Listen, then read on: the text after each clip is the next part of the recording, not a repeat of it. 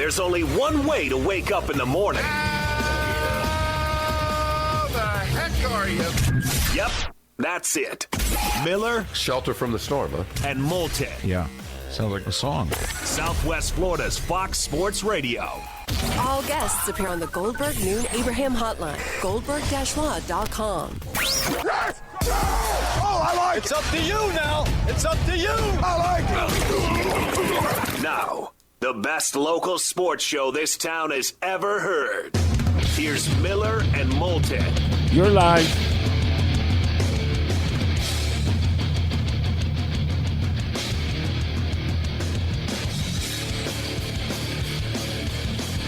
How the heck are you on the first Tuesday of March in 2020? Miller and Moulton, thanks so much for being with us.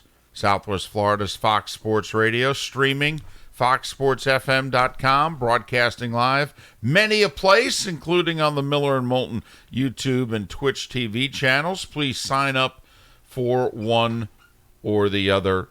We'd prefer both. How are you on this fine morning? I'm good. It's warming up for everybody. Going to be in the 80s for the next few days. Couple of days. Yeah. Winter comes back this weekend. Winter? Well, yeah. For us, it's going to be in the 50s. At night, maybe? No, the morning, night, yeah. I mean, we're going to have lows similar to what we did this last weekend. Oh, okay. Hey, you're the one always doing the weather. Now I'm paying attention and making comments. Well, Would you rather me just tease your weather? You're paying attention because you've got your... I have a golf tournament this week. Right. I mean, let's be honest. This is March. This is the time. Member, Yingling. Right. Member guest, then the member, and then the club championship if I decide to play in it. How are the ladies of the household handling, the Yingling with your member there are back-to-back weeks? They're like golf widows. They came out for the second day of the member and had dinner with us after and walked around and came out at the Yingling and walked the last, 5 or 6 holes with Johnny Mack and I, as did his wife and his beautiful little daughter. Yeah, no, family affair. We were all out there. Nice. Nice to see that golf is a family sport. It's like I will praise the Yingling every day because it is one of the things out there. I always laugh, because these are guys trying to make it. They're all out there. Their girlfriends are all out watching. Moms and dads are all out watching, wanting to see these guys pull something off. So yeah, it is. It is. I talk about some of the debauchery that goes on, but there's also a lot of family time that goes on. So it's a great little tournament. Glad you could mix the two. First off, we had a lot of response to our poll question yesterday. We went local a touch yesterday, which we don't normally do. But the FGCU men's basketball team has had a very disappointing regular season. So we threw it into a poll question. How has it affected your fandom? And we got pretty good response. Great response on votes. Of the choices were just how would you rate your fandom? Angst, upset, trusting the process, or you don't care anymore. Which won, but not by the margin it was leading by most of the day, which means that FGCU person, kind of poked other FGCU person. That's how these things get more votes, more response. And there were, a half dozen to a dozen very upset FGCU fans. Between Twitter, between text, between your phone number. Well, I got a few texts. Also got a few people come up to me at the women's game last night, which, hey, Mark, you've said this for many a year, and I have always agreed with you. You want them upset. You want them finding you. Going back to your days with the Blades. Yes, it could be a pain in the butt, but at the same point in time, the fact that there were people that genuinely really cared about how that team was doing, and it was doing well, but they wanted it to win a championship. Yeah. And they would find you as you were done with your post game and you're walking down the corridor. They hadn't quite left yet, and they went to have a cocktail or two up at the bar after the game, and you might go up there to have one yourself, and they would want to talk to you if that night they were on the short end of it or the power play's still not good enough. Hey, Reg, get the power play going. Yeah, we're working on it. So nice, always nice to have a slap shot reference. You can go Bull Durham or slap shot any damn day of the week. You really can. We gotta get it right back to where we started from. Boy, Sorry, no problem. see what you did to me. Yep. Now I'm going to be All humming it. I'm during the thinking, commercial I'm breaks. thinking is that I never minded people, and I shouldn't say I never minded. Sometimes I minded. It's a different person then, but I never minded nearly as much as Craig minded of people stopping him in the hallway. Oh, I'm sure. You know, I mean, I never minded as much as he did. Well, And there was nothing more. Put it this way. How do you think a fan forum would go right now with the FGCU men's basketball team? well, Cannon fly down taking. And I say this because during Everblades days, and I think we'd already gotten rid of Bob and Jerry was the coach, and we decided to have a fan forum. A lot of for teams those did that it. don't know, the first this- coach for the Blades was there Bob, 3 years. yeah, Bob Ferguson, then Jerry Fleming came in. So Jerry Fleming's the head coach, and we have a fan forum. And what that is, we invite all the season ticket holders in for a night of Q&A. And nothing like getting a guy who played on, I still think to this day, I mean, Craig Brush is a member, I believe, of the only undefeated national championship college hockey team ever. Cornell. Yeah, I don't think anybody else has accomplished that. Ken Dryden, they had a pretty good goalie on that team. Actually, I think Ken had left. I think Ken was in the NHL. I thought it was the year after. Oh, Ken. it was the year after Dryden? Yeah. Regardless, Cornell was a great team, and Yes. Craig won a national championship, national title. It's, I believe, the only undefeated team. So, rightly so, I don't say this with any knock, Craig's hockey ego is pretty full, and deservedly so. He's the GM of a team. He's won a national championship. And Craig knows a great deal about the sport. And he certainly thinks he knows far more than the season ticket holders. Which As he does Jerry, who played for the Montreal Canadiens. And I have never had more fun in my life walking around with a microphone and watching fans just lambaste the two of them for an hour. So once again, to review, okay, played on the last and we believe only undefeated, certainly last though, undefeated national championship team in college. Right. That guy's the GM. Right. Okay, the other guy played in the NHL and just happened to play for Les Habitants. Right. The most successful franchise in North America, not named the New York Yankees. Yep. Right. And meanwhile, you got Joe in the Cape with a microphone in his hand. Joe, what's on your mind? Well, why on the power play do you shoot it? You don't seem to shoot enough on the power play. You know what I mean? You're just like, oh, dear God.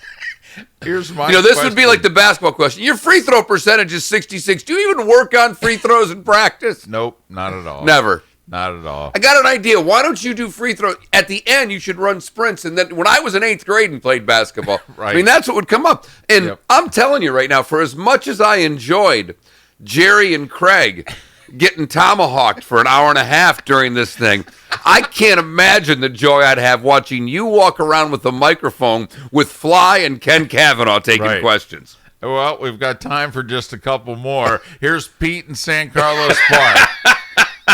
Pete, do you have a question for either Michael Fly or Ken Kavanaugh? And trust me, yeah, I got something to say. never once does the question come without a good statement before the question. Right.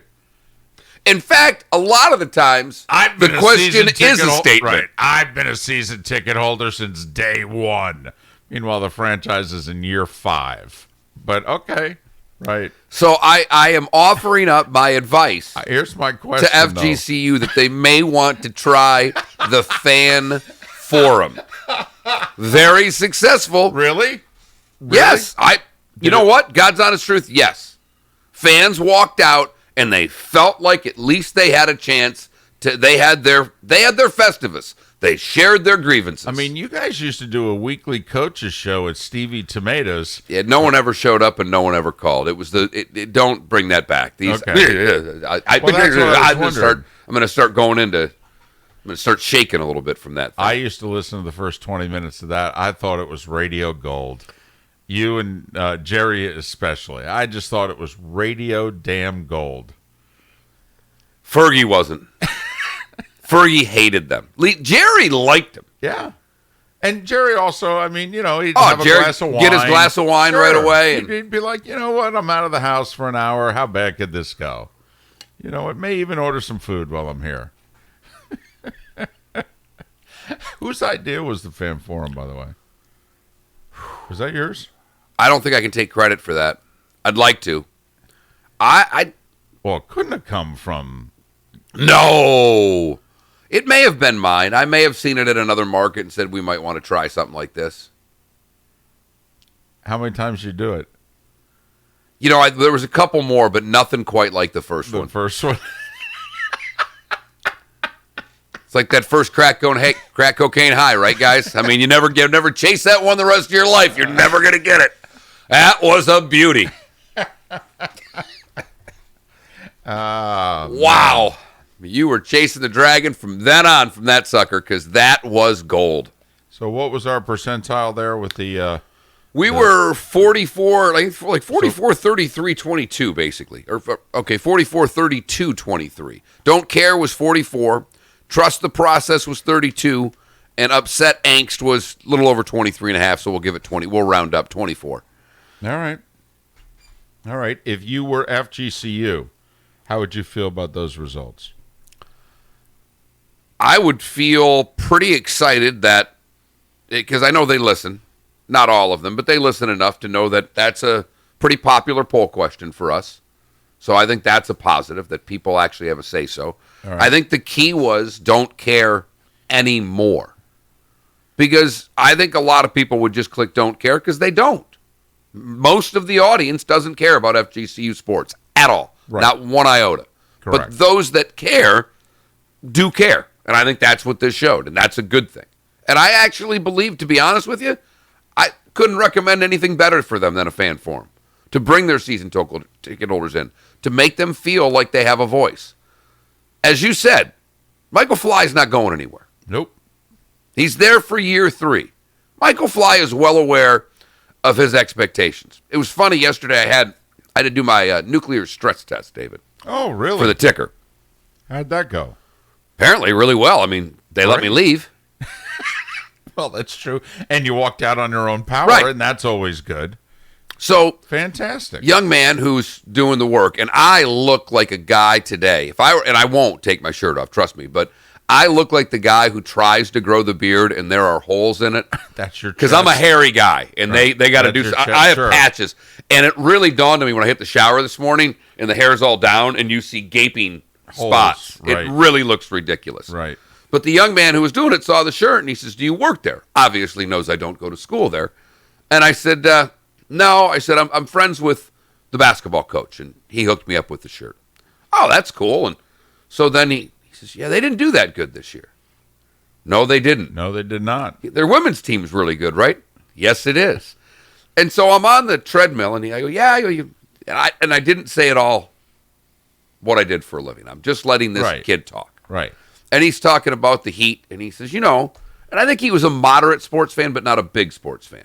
And he says, well, that guy of the Heat, he hasn't done much. They've been just average. I go, he's got a ring. He goes, so it doesn't matter if you got a ring? I said, no, it doesn't. I said, this guy, actually. I said, this guy's been here for a couple of years. I said, none of the success, even though he was an assistant, none of it's his. And I said, look it. Making a couple $100,000, $250,000 a year. I go, at the other levels, they get more. And they go, once you start making that kind of money, I don't care if it's not nice that they fire him. Results. I said, I mentioned the doctor's name that they work for. I said, if he was only successful 31% of the time, I don't think he'd have a job. And they both chuckled and laughed. But, I mean, that's... and you make a dadgum good Right. point. Sometimes people look at sports fans want to fire everybody, but it's so interesting when you have a conversation like that with people who are not sports fans. they are baffled by the fact that you just fired someone for not having a good year. That doesn't make sense. Like, I will ask, your wife's not a sports fan. She's used to it from you having conversations with the wall or the dog during a game. When we get into Black Monday after the season and people are getting bounced, is that something that bothers her? Yes. I figured as much. Yeah. She will go, well, did that person deserve to be fired? And, and because she has witnessed it with me. I mean, when we first met, I literally had met her a couple weeks earlier, and I got fired. And it was high profile. It was in Binghamton. It was the front page of the paper. Been there. Right. And so, and obviously went through it again. Right. Where it was at least the front page of the sports section. So, we've been there a couple times. And so, yeah, she's a little sensitive to it. Here's the problem.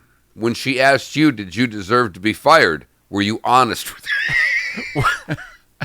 I will say,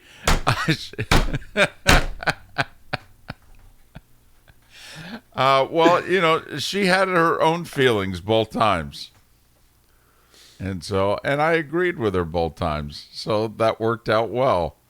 You always want your spouse or significant other, all right, to be on your side of the firing.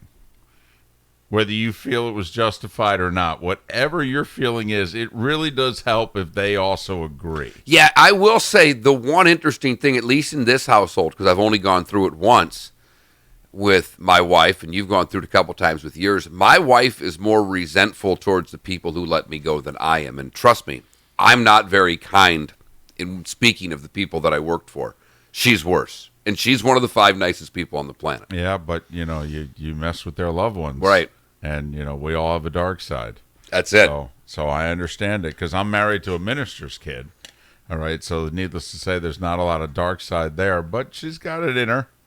Everybody's got it in them. She's got it in her. Everybody's got it in You them. come after her hubby or her kid, she has got it in her. So I'm pushing for the fan forum with Kavanaugh and Fly. I have 0 pull. There's no chance of it ever happening, but I am telling you openly, I think it should. Well, what I think they should do, if they're going to do the fan forum, they should do it at the same time that they announce that they're selling alcohol at their games. Because what you want to do is you want to create a positive at the beginning of the night. And in fact, not only are we going to serve alcohol at our games, we're going to start tonight here at the fan forum. No. It's a good idea and thought.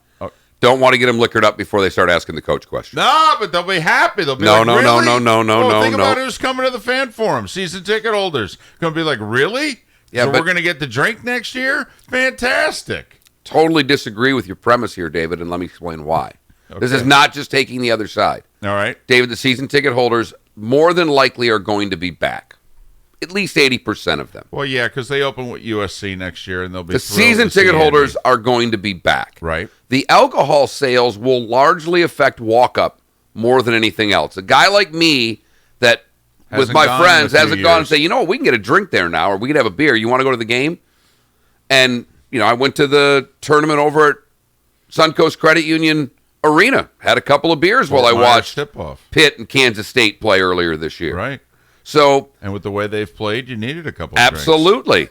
But I think that I wouldn't recommend that. No. But I unless you're going to make it open to everyone, and then you have the season ticket table before they can get to the booth. All right.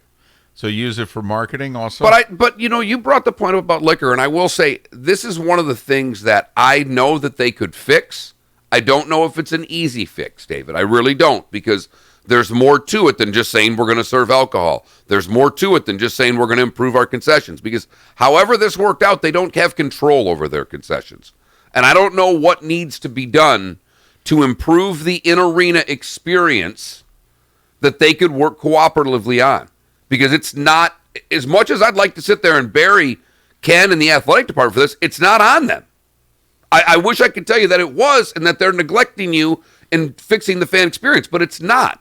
It's Aramark, whoever has the concessions contract there. Right. And they don't care. Not at all. Not one damn bit. No. And I don't know. That, to me, is the biggest problem they have that's not on the court, David. I can't do, they can fix on the court. I'm good at fixing fan experience and those things. That's what I spent the majority of my adult career in. I know what I'm doing there. But I worked in buildings where you weren't in sync with management, and it doesn't work well. When we had the Everblades and everybody's on the same team, damn, you can do some fun things when everybody's on the same page. But they're not over there, and I don't know how they can make that happen. And that would be the thing that I think that the president and Ken have to work on as much as anything over there, because you're going to have bad years. That's inevitable. At the end of the day, FGCU, I don't know if they're going to have the glory run where they're winning the division every single year. I know everybody expects that, but with Liberty in this conference, I'm sorry, it ain't going to happen. They've got far more money than Florida Gulf Coast University will ever have. And until Liberty leads the conference, they are the best team in the conference every single year. However, this league is built upon juniors and seniors. Liberty's graduating a lot of players, as David mentioned. You have to pick your runs, and when you have that year when you graduate everybody, you better make sure that the fan experience inside the arena keeps them back in those lean years, because you're going to have lean years. I don't anticipate with Liberty in the conference, FGCU, ever really having the run they had prior to Liberty joining the conference. And it'll be interesting to see if their fans are okay with that.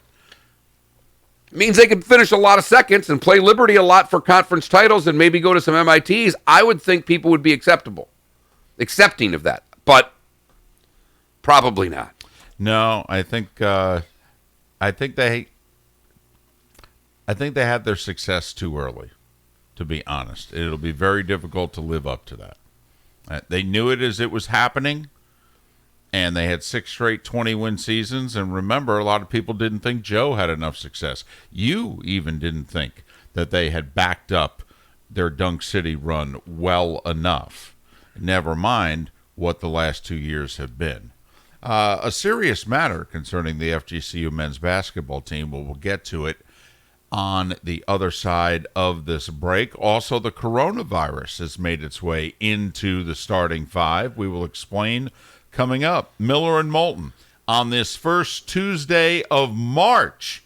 The NCAA tournament technically gets underway 2 weeks from today with the play-in games in Dayton 2 weeks from tonight on what would be St. Patrick's Day. Miller and Moulton, thanks for being with us here on Southwest Florida's Fox Sports Radio. Sometimes we just gotta take a moment. That's what we gotta do. Take that deep breath. Take a breath and relax. I'm very relaxed. And say, damn, we're living our best life. Yes. From the MLB. Deep left center field. This one's got a chance. Gone. To the NFL. Touchdown, 83 yards. To the NBA. We're all laughing and just living and loving all of this. On Fox Sports Radio. Glassdoor. Find the right fit for your business in half the resumes. Go to glassdoor.com/hire to find your next hire. Glassdoor. For over 20 years, the Good Feet store has been helping people with foot pain get back to doing what they love without their feet getting in the way. Call 552-FEET or visit us at the Good Feet store in Naples or our newest location in Fort Myers. Why would someone take a chance on purchasing a frameless shower door from a big box store or an online discounter of an obscure brand, and then try and find a licensed, qualified installer to put it in, when you can deal directly with a local, family-owned business that consults, measures, manufactures, and installs their own award-winning brand of shower doors? My Shower Door is a family-owned and operated business and has the highest ratings on Angie's List and Home Advisor. Want to see more? Go to myShowerDoor.com. Did you know that voters have the option to cast their ballot by mail or vote early at any early voting site? Visit callyourvotes.com to request your vote-by-mail ballot, to enjoy the convenience of voting from home, or to find an early voting location near you. Find early voting dates, times, and locations at callyourvotes.com. Avoid the lines on Election Day by voting by mail or at an early voting location near you. Listen to the Dan Patrick Show at work. Never boring, that's for sure. Streaming 24/7 at foxsportsfm.com. We are Fox Sports. Even in my 80s, every dive is exciting and enjoyable. When I developed cataracts years ago, I couldn't see well underwater. You can have the best gear and know the best dive spots. If your eyes aren't the best, it's just not the same. And Dr. Scheibel knows that. Knowing how much Jimbo cares about diving, it was a privilege to fix his vision. It's great to know that we got eye doctors in our area that care just as much about me as I care about being in the water. I can't think of anything scarier than losing my vision. You have an emergency room at the hospital, so we decided we should have an emergency center since we are the preeminent practice in the area. If it warrants a phone call, enough for you to take the time to call us, we want to see you. You need access to immediate care, and sometimes you just need somebody to say, hey, we're going to get you through this, you're going to be okay. Someone is always here to help take care of people. You just come right in. We're here to take care of you because we take that very seriously. At Community Eye Center, we are the most caring doctors in sight. No matter where you're boating, with Towboat US, you're covered by the world's largest towing fleet with over 300 ports nationwide. Your local Towboat US companies in Charlotte, Lee, and Collier counties are here to help 24/7, 365 days a year. Inland, the river to Lake O, and out 75 nautical miles. And new member specials are running all year. Call 239-945-1664 for more information, or visit towboatuscapecoral.com. With Towboat US, you're never stuck on the water. Get your tickets now. Naples All-Star Events presents the Legends of Basketball. Meet and greet Monday, March 16th from 4 to 6 p.m. at Bo Camper's Sports Bar and Grill. Come and enjoy the company of NBA All-Stars, including Nate Archibald, Rick Barry, Phil Chenier, and Sam Jones. Your exclusive access not only includes the Hall of Famers, but an appetizer buffet, prizes, and more. VIP tickets give you the premium contact, including autographs and personal photo ops. A portion of the proceeds to benefit the Warrior-Centric Healthcare Foundation that provides necessary healthcare needs to military and veteran communities. Meet and greet the Legends of Basketball, March 16th at Bo Camper's Sports Bar and Grill, 8990 Fontana del Sol Way, Naples. Don't miss this opportunity to be with NBA All-Stars and Hall of Famers. It's the Legends of Basketball Meet and Greet. For more information and to get your exclusive ticket now, go to NaplesAllStarEvents.com. Here we go. Now back to Miller and Moulton. No. This is Miller and Moulton. You're live.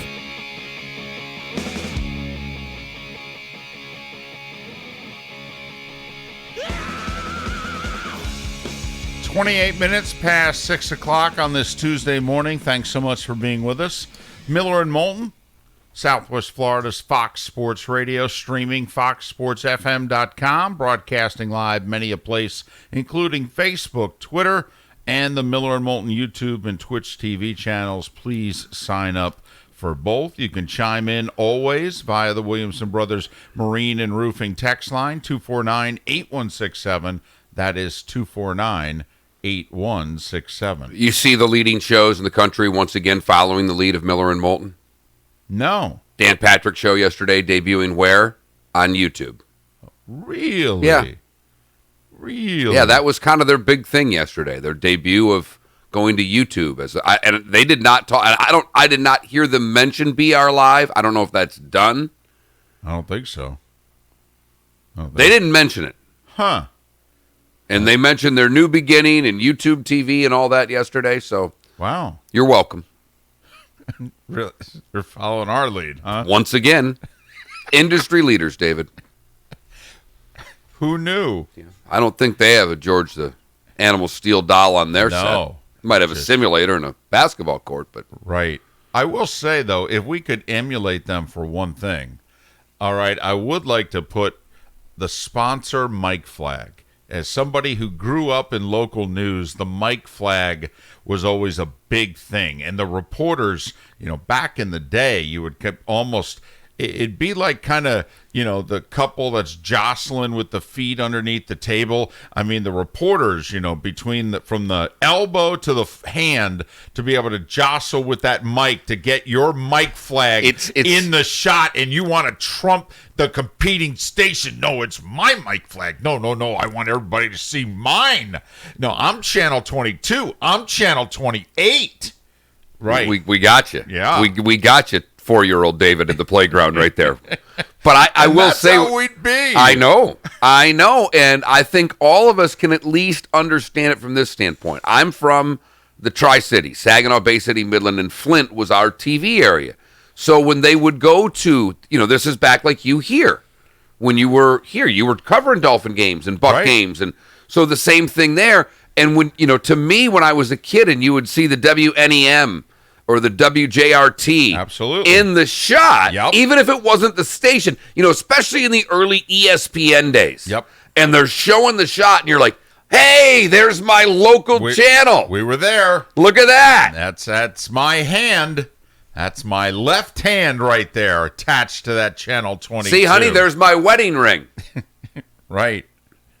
See, I was working. That's it right there.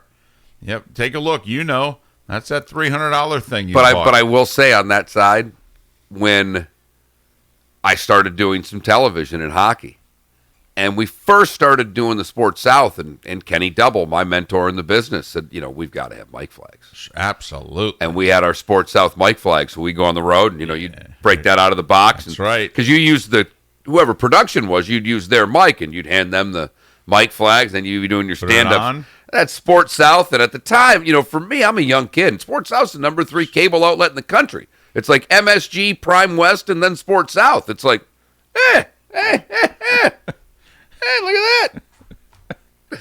So I got you. So you want mic flag. Now, let me just explain one thing about the mic flag here. Sponsor, though. Right. That's what I mean. Here's what we need before we get the mic flag. Dan Patrick's got the Mercedes. Sponsor. Right. The key is the sponsor. Right. That's what I mean. I want the sponsor. I'd like the Mercedes. I'd screw them. Mic flag. I want the sponsor. You get the mic flag, I'll take the car. Okay. If anybody's watching right now, the sponsored mic flag, that's what I want. That, to me, will be a feeling of success. Until then, it's time now for the unsponsored. The starting 5 big stories that you need to know. This is Miller and Moulton Starting 5. Fox Sports Radio and Fox Sports FM. Boy, is it ever. The NBA, in a memo, don't know if it was supposed to be released, probably was supposed to be released. The NBA, in a memo circulating amongst the teams, has come up with a coronavirus strategy. They're asking the players, and the NBA has been in conjunction with the CDC, and they've decided they're asking players not to high-five fans, only fist bump. All right? All right, try not to touch fans at all or take pens or other items from fans if you don't have to. Some players have already started just fist bumping. Others have said, "Yeah, I get it, but I'm going to be me." But that is what the NBA players are asking. The NHL, Mark, the IIHF has already canceled 6 tournaments worldwide due to the coronavirus. So just bears watching. When you have a major pro sports league that is talking to the Centers for Disease Control, and they are coming up with a coronavirus strategy. Are they going to mandate that all players shave? I know beards are bad. I mean, does Harden have to shave to play, and how long before the players will be wearing masks? Okay, all right. I'm just saying. I'm just asking questions. Approach. Is there gonna be a shave mandate? It bears watching. Apparently, who would knows? It be sponsored by Bic? Well, if there's a chance for a sponsorship, Mark, anything. I don't know if Procter & Gamble could sponsor anything right now. They can't even get products in the country. Well, that's a whole other story. Also off the court, Steph Curry practiced with the Warriors G League team yesterday.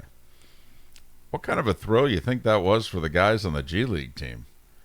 Apparently, practice came down to an end. It was the first team to 50, and Steph's team was trailing 49-48, and he squared up for a game-winning shot, and he back-rimmed it.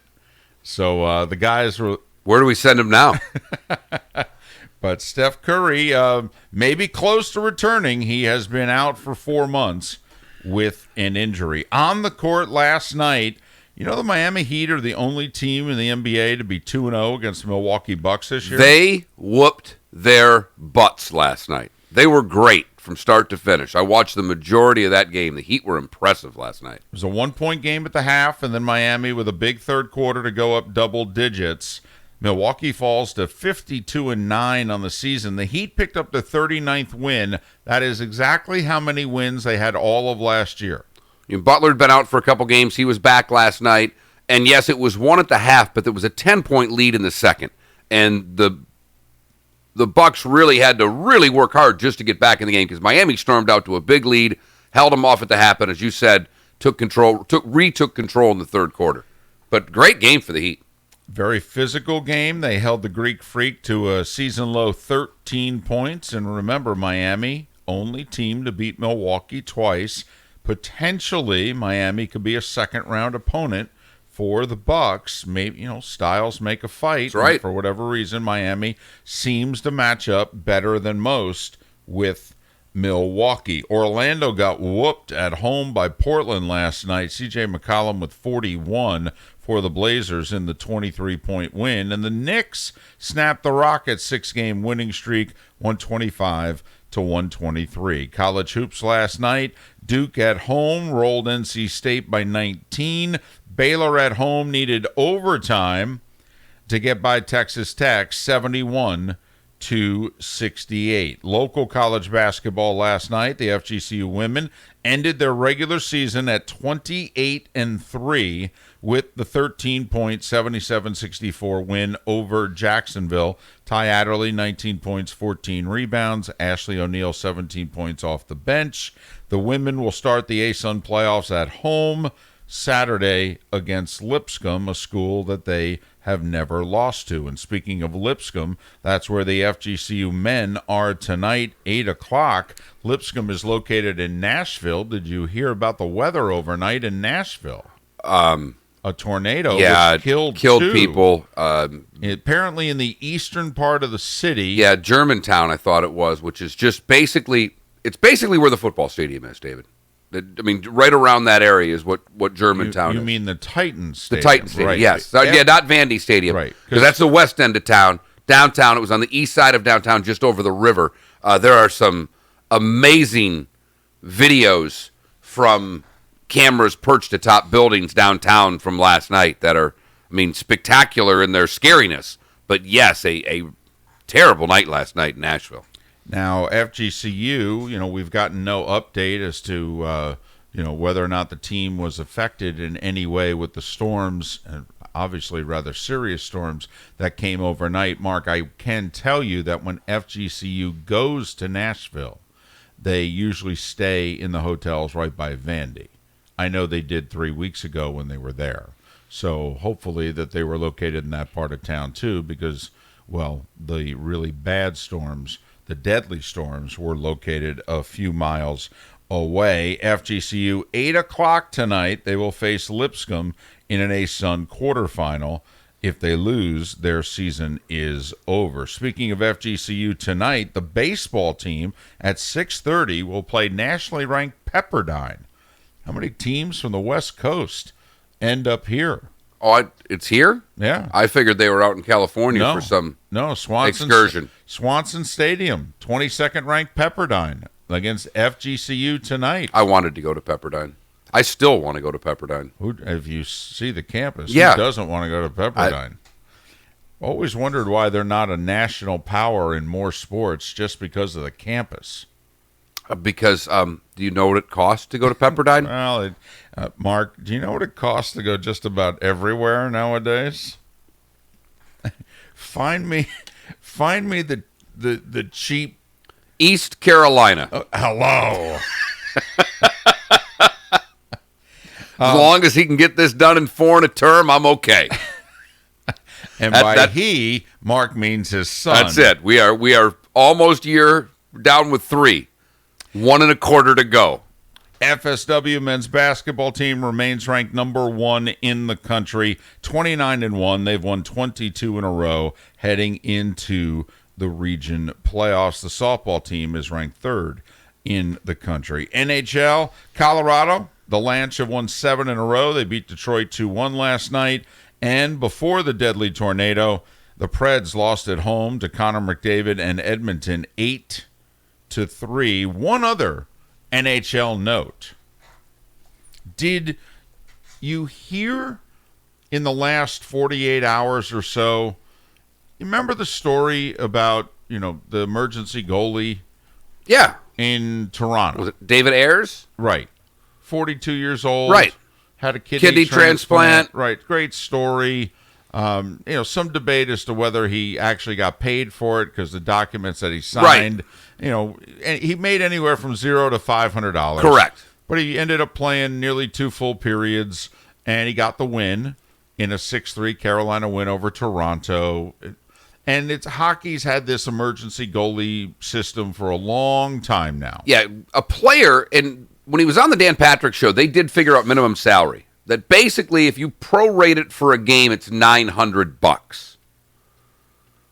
So, but the documents that you sign, it's one of 2 documents. The standard form is you get $500 if you're pressed into service. But he signed a tryout agreement, which didn't have a dollar value on it, so technically wasn't going to get anything. Right, because you don't get paid for tryouts. And the document they had him sign in the haste to get him in the game was the tryout document. But, I mean, listen, he's been on national TV and radio shows. Carolina held a parade for him, for goodness sakes. The Hurricanes did, and they, rolled out the red carpet and all that. So, he's had his 15 minutes, and the family is just, overwhelmed.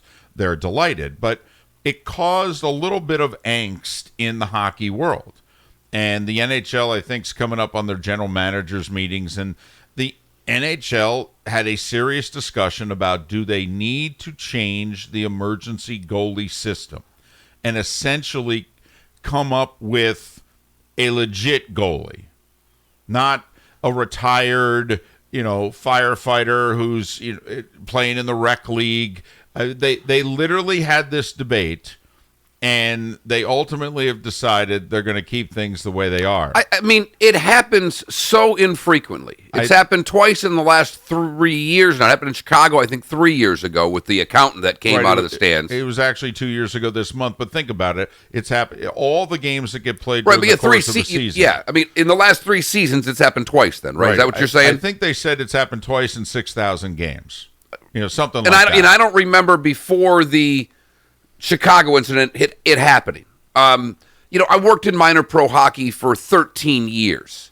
Mike Shields for the Everblades while I was there, who worked on the rec side as an assistant manager, was the emergency backup goaltender of record in our building. Did he ever see the light of day? He dressed for bunches of games. But did he ever step on the ice? Okay. No. Just wondering. No, but he did it for both teams. Right. Bunches of times, and fortunately for him, never had to go into the game. Do you know what the ECHL? $50. Okay, it's $50. It was. Okay. It was $50 at the time. So take the zero off. That makes sense. But right going back to even when I was a kid, I grew up in Saginaw, Michigan. We had the Saginaw Gears, which is about equivalent to the Everblades as far as level of play. It was the IHL, but at the time the IHL was thought of as a AA league. And I'll never forget our trainer's name. I couldn't tell you his first name, but it was Gunnar Garrett. And anybody that knows hockey, when I say that, people are going, Gunnar Garrett? I know Gunnar Garrett because he knew everybody. But I remember as a kid, if one of the goalies for the Gears got called up or was hurt or whatever the case may be, that Gunnar had to dress. Never got into a game, but Gunnar'd have the equipment on, and you'd laugh when the warm-ups would start, and Gunnar would be out there taking shots. Going, pray to God he doesn't get into the game. So it's been going on forever. It happens very infrequently. I do think they should get more than $500. If the league minimum for a game is $900, I think the league's making enough money to pay the man $500, $400 more dollars. But outside of that, it's a great story. Put it this way. If a Randy Petruk, and I just say that because he was a goalie when I worked for the Everblades that went and backed up in Carolina. They had a similar situation. Instead of calling up their AAA goalie because of an injury, they called up their AA goalie to save a little money because they knew he wasn't getting in the game anyhow. Well, and also there is a thing about, waivers and how many times you get called up, and they probably didn't want to expose a higher-end prospect to, a one-day, waiver And I think it was transaction. really just cost. I mean, it was easy. Sure. Flight, the hassle, the logistics, get in your car, drive over. But if a Randy Petruk, if a AA goalie of the world would have been brought from Newfoundland or wherever the case may be to play that night and would have won, would we have this story? No. It would be minor league goalie fills in, wins a game. 3 seconds, over, done, move on. Right. Instead, Hockey got a guy on the Today Show, Good Morning America, whatever other cable shows he was on, a few late night shows. How can you ever replace the millions of dollars in free publicity that one thing gave you? I agree completely. And I wouldn't change it at all. But there is serious discussion going on in the league. As of now, they're going to keep it the way it is. Just got a text from Greg Anderson, who does the games with me for FGCU men's basketball, and he said that Ayers confirmed in an interview he did not get paid at all, but that the players tipped him after the game, and he said, I made out quite well. Darn right he did.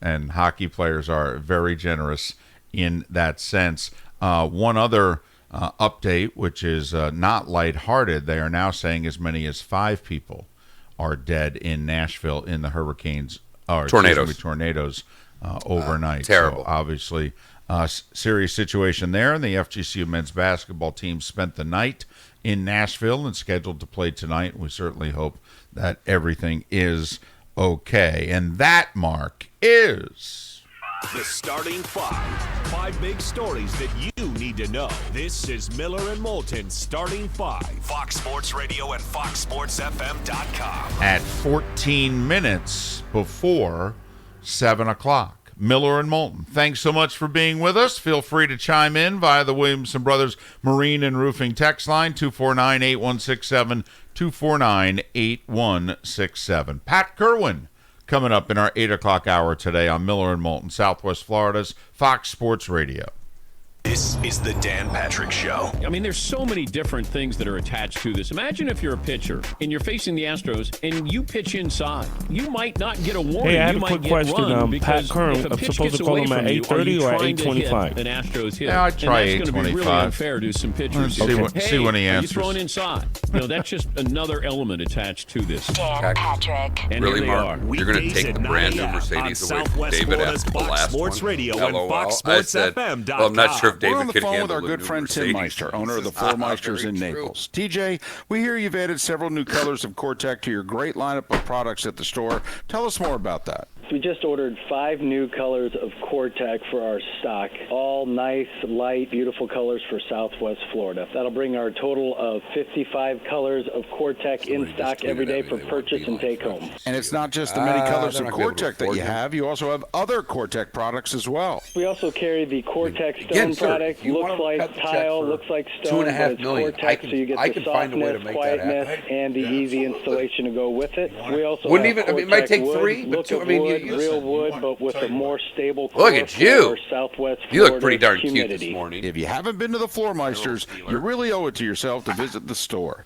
6281 Oh, Naples you had him as Boulevard, Julie right this next to Costco, or go online, floormeisters.com. She's waving That's at you. floormeisters.com. She's waving at you, Julie. asks you for your tax refund, don't do it. If you've made a deposit, get it back. Other dealers want your tax refund. At Galliana Chrysler Dodge Jeep Ram in Fort Myers, we don't need it. Right now, during the President's Day event, new Jeep Renegade Latitude, $189 per month. New Grand Cherokee Laredo, $269 per month. New Jeep Gladiator Sport 4x4, $279 per month. Over 1,100 Chryslers, Dodges, Jeeps, and Rams. All of the absolute best prices in Southwest Florida. Qualifying purchases with 0 down and no monthly payments till August. That's right, 0 down and no monthly payments till August. And exclusive of that offer, Galliana Chrysler Dodge Jeep Ram in Fort Myers will give you $6,000 minimum for any trade, in any condition, running or not, at Galliana Chrysler Dodge Jeep Ram, 1/2 mile south of Daniels Parkway on US 41 in Fort Myers. Open every day, including Sunday. Call 239-481-2600. GallianaCars.com. They better make sure $9.99 with sign plus tax, stock and dealer fees, zero security deposit with lender approval, minimum trade toward the purchase of select new vehicles, in stock units, only offers when combined. You own a home with a tile or shingle roof? You live between Port Charlotte and Marco Reading Island? this article Hello, I'm Jimmy Williamson MASH. with Williamson Brothers 30th Roofing. anniversary If you of the answered final yes to episode either last week, question, someone it's who very put this likely out. your roof suffered Mike damage from Farrell, Hurricane Irma. before I It's got not on the visible show, from the TV ground, producer and you may asked me very to well star be in the entitled sitcom. to I a read new the roof script. for little or no money Full out of of the pocket. usual stupid jokes But you that only Joe have a said. 3-year window to And I make a said, thanks, claim. but no The time is thanks. He running said, "You're out. turning down You a have a lead to tile or TV shingle series. roof. Why? You live between Port I Charlotte didn't and want to Marco tell him the Island. script was Call stupid, us. so I said, well, it's not MASH. 239-283-2013. It's a wasn't free, on MASH no yet. obligation inspection that can benefit Thank you you, in the sweetheart. form of a new roof. Williamson Brothers Roofing, we deal with the insurance carrier for you. Call us at 239-283-2013. Again, time is running out. Call us at 239-283-2013. Williamson Brothers Roofing specializes in the claims process. We have experts standing by. We get claims approved. 239-283-2013. In life, it's best to have options. The more options, the better. But the one-size-fits-all approach is never an effective way to get the best possible outcome, especially when it comes to erectile dysfunction and intimacy with the one you love. The Fort Myers Men's Clinic has successfully treated over 30,000 patients in the network with a 97% success rate. We know better than anyone that a one-trick pony doesn't work with all men, and you deserve options. That's why men choose the Fort Myers Men's Clinic. We offer many different FDA-approved options to resolve your ED, not just one. And they're all administered by a Florida licensed medical physician. No matter your age or medical condition, only the best clinical options to determine what's best for you. If your doctor has only one option in treating your ED, then call the Fort Myers Men's Clinic. Don't trust the one-trick ponies. Trust the Fort Myers Men's Clinic. After all, 30,000 men can't be wrong. Call today for an appointment at 239-317-7777, 317-7777, or FortMyersMen'sClinic.com. Now back to Miller and Moulton. All right, now we're getting somewhere. No. This is Miller and Moulton. You're live.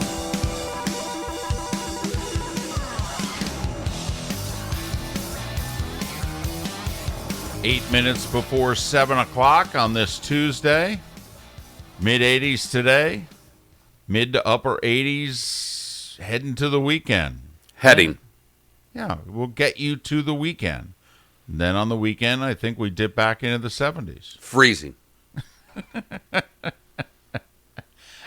How many days are you playing golf? Thursday, Friday? Is this a 4-dayer? Wednesday, Thursday, Friday, Saturday. So Wednesday after the show? Wednesday's the practice round. An official practice round? Yeah, I mean all these courses have them. I mean down here, any courses north of your member guest invitational, there's always a practice round. Okay. I mean all of them. I've never played in one where even up north they have a practice round for your guest. I mean there's a decent amount of money to play in these. So you come out with your guest, you have a good, and then it's really considered stag day. So you have a round, and then there will be some gambling and some drinking and some other things going on. I mean, dinner and what have you. And then the tournament starts on Thursday. And for whatever reason, they do theirs Thursday, Friday, Saturday here as opposed to Friday, Saturday, Sunday. So it's a 3-dayer, huh? Yes. Wow. Yes, 6 9-hole matches. That's a lot of golf. It is. Wow. You in shape? You ready for this? Mentally, physically, you going to get your rest, drink lots of water? I won't drink a lot of water. I'll drink a lot of beer. I will probably... I think there's a good chance. If you put the over-under at beer from Wednesday, Thursday, Friday, if you put it at 72.5, I'd probably go over. 72.5 for how many days? 4. So 18 a day? I think that sounds about right. It's basically... that's if I stay off vodka. Well, that's... Once again, the poll question would just be, or the over-under would just be about beer. Right, and that's the only, because it's on the course. Gotcha. All day, coolers everywhere. I mean, you can't help but run into a beer. Run into a beer. Yeah. It's kind of like a golf cart. Right. I got Wayne Doyle every morning, and here's the big test, because we've got a member. Wayne's older gentleman, one of the nicest humans I've ever met. But Wayne had a little issue with some possible blood clots, so he had to do some blood thinners. And the doctor told him the worst words a man like Wayne could ever hear. You can't drink on this. And as Wayne told me, he goes, no, it's not bothering me at all. It's been 3 months, 14 days, 6 hours, and 14 minutes since my last drink. Right. But I'm good. But he typically brings out pre-made, individually bottled Bloody Marys every day. Look at that. So I am very curious as to the Wayne Doyle Bloody Mary. It's one of the biggest concerns I have. If he's on the wagon, will he still be delivering Bloody Marys? And that's probably my biggest concern of the week. That could cost me 2 shots. I think you have to. I do. If that's your thing, even if you're no longer allowed to participate. Like my mother has had time, like she makes deviled eggs. Whenever she shows up at a right, soiree, that's her thing. That's her thing. She brings the deviled eggs, whether she's eating them or not. There have been times for whatever reason she's like, no, I'm not, even though she loves them. But she'll bring them anyway. Right. Right. That's her thing. So she brings them. If this is this guy's thing, then, I think he's got to show up with the Bloody Marys. I totally agree, and I'm certainly hoping so because they're delicious. And now there will be more of it to go around. We do need a poll question after yesterday's went off so well. You and I were talking a little bit during the break, and I mentioned to you before the show, I don't think it's really worthy of a poll question, but your buddy there, Paul Azinger, is at the subject of a little golf controversy. Any talk in golf that's... Oh, my goodness! How could somebody say anything that is remotely critical about a golfer? But he was critical of Fleetwood in the tournament and just saying pretty matter-of-factly that the European Tour is not as good. As the PGA Tour. Right. And so Poulter wasn't very happy about it. Westwood wasn't very happy about it. And they got a hold of Azinger after he said that, you got to win on the PGA Tour. He says, we all know, I think puts a little pressure on Tommy, but this is where they want to be. They come here and have to prove they can make it at this level. When asked about it, he doubled down. He said, I wasn't trying to be malicious. I didn't mean to disrespect anyone. But professional golfers choke for two things, cash and prestige. And the PGA Tour has the most of both. Hard to argue with what Paul Azinger said, as much as it may have upset a couple of the European players. I do love Poulter, and I have a man crush on Ian Poulter. He makes me smile. He makes me laugh. He says, I like Paul Azinger a lot. And he used his Twitter hashtag to do so. And get on with him, great. But Paul, please do not condescend or disrespect the European Tour and our players like that. We have slapped your arse in the Ryder Cup for so long. I know you captained to win, but seriously, that was embarrassing today. I love it. I love it in a Ryder Cup year. I like the Patrick Reed story. I like these little things. I would appreciate if golf was treated like a real sport. Absolutely. I think it would benefit the sport. It would get them more attention from mainstream media and from the casual sports fan and not just the golfing diehards. Miller and Moulton. Thanks for listening. Southwest Florida's Fox Sports Radio. We are Fox Sports. Get your tickets now. Naples All-Star Events presents the Legends of Basketball. Meet and greet Monday, March 16th from 4 to 6 p.m. at Bo Camper Sports Bar and Grill. See NBA All-Stars, Nate Archibald. But he's not wrong. He's not wrong, and neither is Azinger. Your exclusive access not only includes the Hall of Famers, but an appetizer buffet, prizes, and more. A portion of the proceeds to benefit Veterans Healthcare. Meet and greet the Legends of Basketball, March 16th at Bo Camper Sports Bar and Grill. Get your tickets at NaplesAllStarEvents.com. We're simple people. I'm an idiot. And being simple means... What? You understand what we do. Wait a minute. 24 hours a day. There were some moments. For 19 years straight. It's a very weird time to be alive. That's where we're at right now. Hit us up. We give you the best sports and entertainment talk on your radio. I'm trying to create a little bit of drama. Imagine that. And what I mean by that is... This is Fox Sports Radio. If you've been denied Social Security benefits, here's something you need to know. The law firm you choose makes a big difference. In fact, Morgan & Morgan wins more than the national average in recovering Social Security for clients that were denied. That means that when you hire our lawyers, you have a better chance of recovery than with the average lawyer. And that's a really big deal. If you were denied Social Security benefits, call us. There's only one Morgan & Morgan. Dial Pound Law on your cell. Pound Law, that's all. Offices, Fort Myers and Naples. Did you know that voters have the option to cast their ballot by mail or vote early at any early voting site? Visit callyourvotes.com to request your vote-by-mail ballot, to enjoy the convenience of voting from home, or to find an early voting location near you. Find early voting dates, times, and locations at callyourvotes.com. Avoid the lines on Election Day by voting by mail or at an early voting location near you. WFSX AM from Naples to Cape Coral and all of Southwest Florida. 94.1 Fox Sports Radio. We are Fox Sports. What's trending now on Fox Sports Radio is sponsored by Estate Roofing in Naples. Online at estateroofing.com.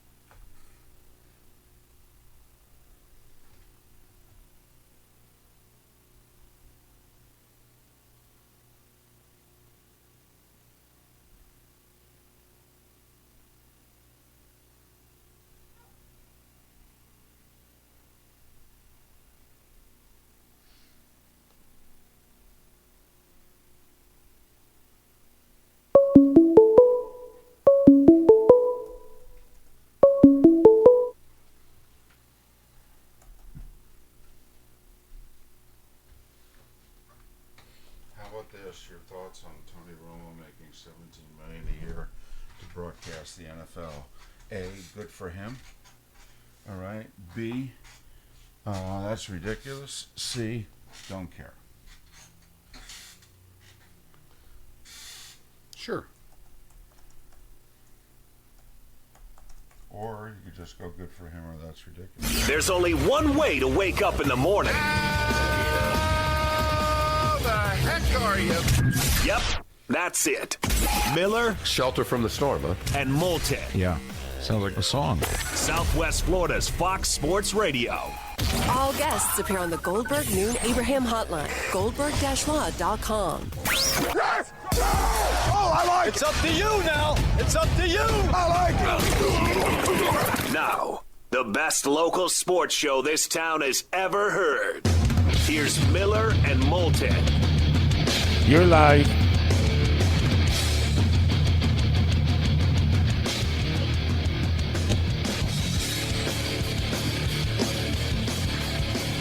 As we approach 2 minutes past 7 o'clock, top of the morning to you. How the heck are you? We are Miller and Moulton. This is Southwest Florida's Fox Sports Radio, streaming at foxsportsfm.com, broadcasting live many a place, including Facebook, Twitter. But we would love it if you would sign up for our YouTube and Twitch TV channels. Poll question? I like it. Let's do it. All right. You read it. I press tweet. Well, I can't read it from here. Oh, I thought you could. It's what are your thoughts on Tony Romo making, might want to change make to making, so at least it's somewhat grammatically correct, making $17 million a year to broadcast football. Good for him. That's ridiculous. Who cares? There you go. There you go.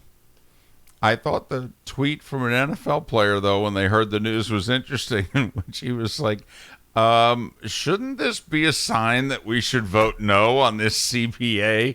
Because don't you think we should be making a lot more than the announcers? Yeah, it was Michael Thomas that said it, and I think it's a really funny tweet. I think it has nothing to. I think it's hysterical. Yeah, it's just. I think it's hysterical. But remember, but think about what John Madden got. John Madden made what, $7.5–8 million on his last deal. Yeah, that's far more money than Tony Romo's 17 in today's world. In terms of what broadcasters were making, in terms of in percents to what networks were paying for right fees. Well, Madden's last game was the Steelers-Cardinals Super Bowl in Tampa. So that was the 2008 season. Right, so he got the contract, I think, in 2002? Yeah, I think it might have been a shorter deal. It might have been because he had a couple of contracts there. That one was NBC. I think he had 2 contracts with NBC. So I would say that was probably his last contract was probably a 4 or 5 year deal. So it might have been in the 2004 range. But yeah. But 2008 season was his last year, and Collinsworth has done it since. And yes, but Madden's Fox contract, not his NBC contract, Madden's Fox contract, he made more than any player in the National Football League. Tony Romo's not making more than every player in the league. No. Not one player bitched about John Madden's contract. No, they didn't. So let's start with that comparison. So it's ridiculous. The second one would be... Come on now. Come on. He said it tongue-in-cheek. I don't know if any of the top-end players did. The top-end players are complaining hard about this. As you said, this is going to pass. You've been pretty consistent that you thought if it got to the players, it would pass. I agree with you. Because there are far more guys on the bottom end than there are on the top end. The top-end guys are the ones complaining. Yeah, but I just thought Michael Thomas was making the point. Guys, there's a lot of money surrounding the NFL. Take a look. If the networks are willing to pay their announcers this, think about what they're going to pay to broadcast our games. It was Michael Thomas's way of saying, are we sure we want to say yes now? Yeah. I think if we keep saying no, we're going to keep making more money. That's all. It was, a little jab. I got you. And if I'm look, I'm on the side of players making all the money. But it is, no one complained about Madden. And from a television standpoint, How many of the top 100 shows were football games? Well, live sports. Live sports was, I believe, 93 of the top 100 shows in 2019 were live sports. Right. Right. Okay. We'll just start there. Secondly, what we do know about the NFL is players are interchangeable. Peyton Manning left the league. Peyton Manning was an all-time great. Of recent players leaving, Peyton Manning's the biggest guy of recent years that's left the sport. Agreed. Has the sport slowed down one bit without its premier quarterback who is in more advertisements than anybody? No, it's doing okay. Doing okay? Yeah, it's doing They all found right. a replacement for him? Let's take another guy. Antonio Brown. Well, 2 years I will say ago. this. The Broncos haven't found a replacement for him. But The Broncos NFL's didn't have doing one fine. before. This is not trust me. Right. Broncos were missing before Peyton, and they've missed after Peyton. Right. And maybe they got lucky. Maybe they got you like Drew Lock. I love Drew maybe Lock. maybe they got something there. Antonio Brown. He went from the Steelers to the Raiders to the Patriots to the unemployment line. Right. He was a gifted, talented receiver. Mm-hmm. League lose a step without Antonio Brown in the league? No. Okay. Players are pieces. They're interchangeable. All of them. Yeah, and I Broadcast- actually think that bolsters what Michael Thomas is trying to say. He's like, hey, man, our moments here are fleeting. All right, but that this train is a monster, and it is going fast. And I don't know why we're in a hurry to do this deal, because I honestly think every day that goes by, we can make more money. I think he's right. I think he probably is right, too. But the NFL owners are master negotiators. They played this as perfectly as you could write it in a script. Sure. Give the money to the rank and file. And it's pennies on the dollar compared to doing the trickle down way in which you're going to increase the top. Yeah, I mean, you raise the bottom. All right. I mean, that's where the rank and file is. That's where the most members are. I mean, the player rep for the Giants came out yesterday and said, I'm voting yes. And the reason I'm voting yes is I've been talking to the guys, and the guys are like, hey, this is a good deal for us. Talked to 15 players the way I heard it, because I heard someone else comment exactly on that player. It was on Nate Solder. Somebody filled in for Rich Eisen, so I don't know who was doing the show yesterday. But Soldier talked to 15 players. 15-0 said yes to the 17th game for more money. 15-0. And Nate Solder is, I believe, the highest paid Giant. And that's why, to me, this is significant. He's the one making about $16 a year. And he's the player rep. And he went and talked to the peeps. And they said, Nate, this is a good deal for us. Great line I read. No's yell, yeses whisper. That I read that someone said that yesterday. I won't take credit for it because it's not mine. But I thought in an instance like this, that's really appropriate. We've seen the no's, and they have screamed. J.J. Watt, Russell Wilson, the Pouncey brothers. I mean, the no's have screamed. But there haven't been that many no's. There haven't. There have been a handful of screamers. When you have 2,000 players out there, trust me, every scream would have been retweeted. Too many people follow this league, David. Well, what I do find interesting, though, is that Aaron Rodgers is the Packers player rep. He said he was voting no and speaking out the way he was because he had talked to the guys. Now, no one on the team has discounted what he has said or torn it apart and said, I don't know what he's talking about. So I do find that you could just have the Giants players feeling one thing and the Packers players feeling another. I mean, they are located over 1,000 miles apart. Absolutely. That could certainly happen. But I find that interesting. 2 player reps who are very well compensated. One making twice as much as the other, but still. 2 guys combined making about $50 million a year to play football. And the one player rep's like, yeah, I talked to the guys, it's a no. And the other one's like, I talked to the guys, and it's a resounding yes. I feel as if I've got to speak out and say so. And so he did yesterday. but it's already gone. I thought the vote was 17-14-1 amongst Yes. the player reps. One abstained. I don't get that. You're the player rep for a reason. No offense. Man up and vote. Yeah, that's. I mean, unless his team was 26-26, but then he should be cast in the vote. Yeah, so we made you the player rep for a reason. I mean, in fact, if I were on that team, I'd get a new player rep immediately. Immediately. I mean, dude, this is kind of a big vote. It's kind of why we gave you the job. Yeah. How do you abstain from the only vote that you've had that's mattered in the last 10 years? I mean, come on. I mean, it's like being a senator and having a really big issue and going, no, I'm going to sit this one out. What do you mean? It's kind of why you get elected. This isn't for the Boy Scouts, Charlie Wilson. No, is it a big vote? Not at all. No, not at all. 249-8167, 249-8167, Williamson Brothers Marine and Roofing text line. So we have our Tony Romo. Is he making too much money? Or, hey, good for him. Good for him. You know, we all want to good make for much him. as we can. I find the length of the deal as fascinating as the dollar value. Because, I mean, Viacom bought CBS. Hey, we can't even comprehend how much money companies like that have. And so, although maybe there are a few people in our listening area that There's can. a couple.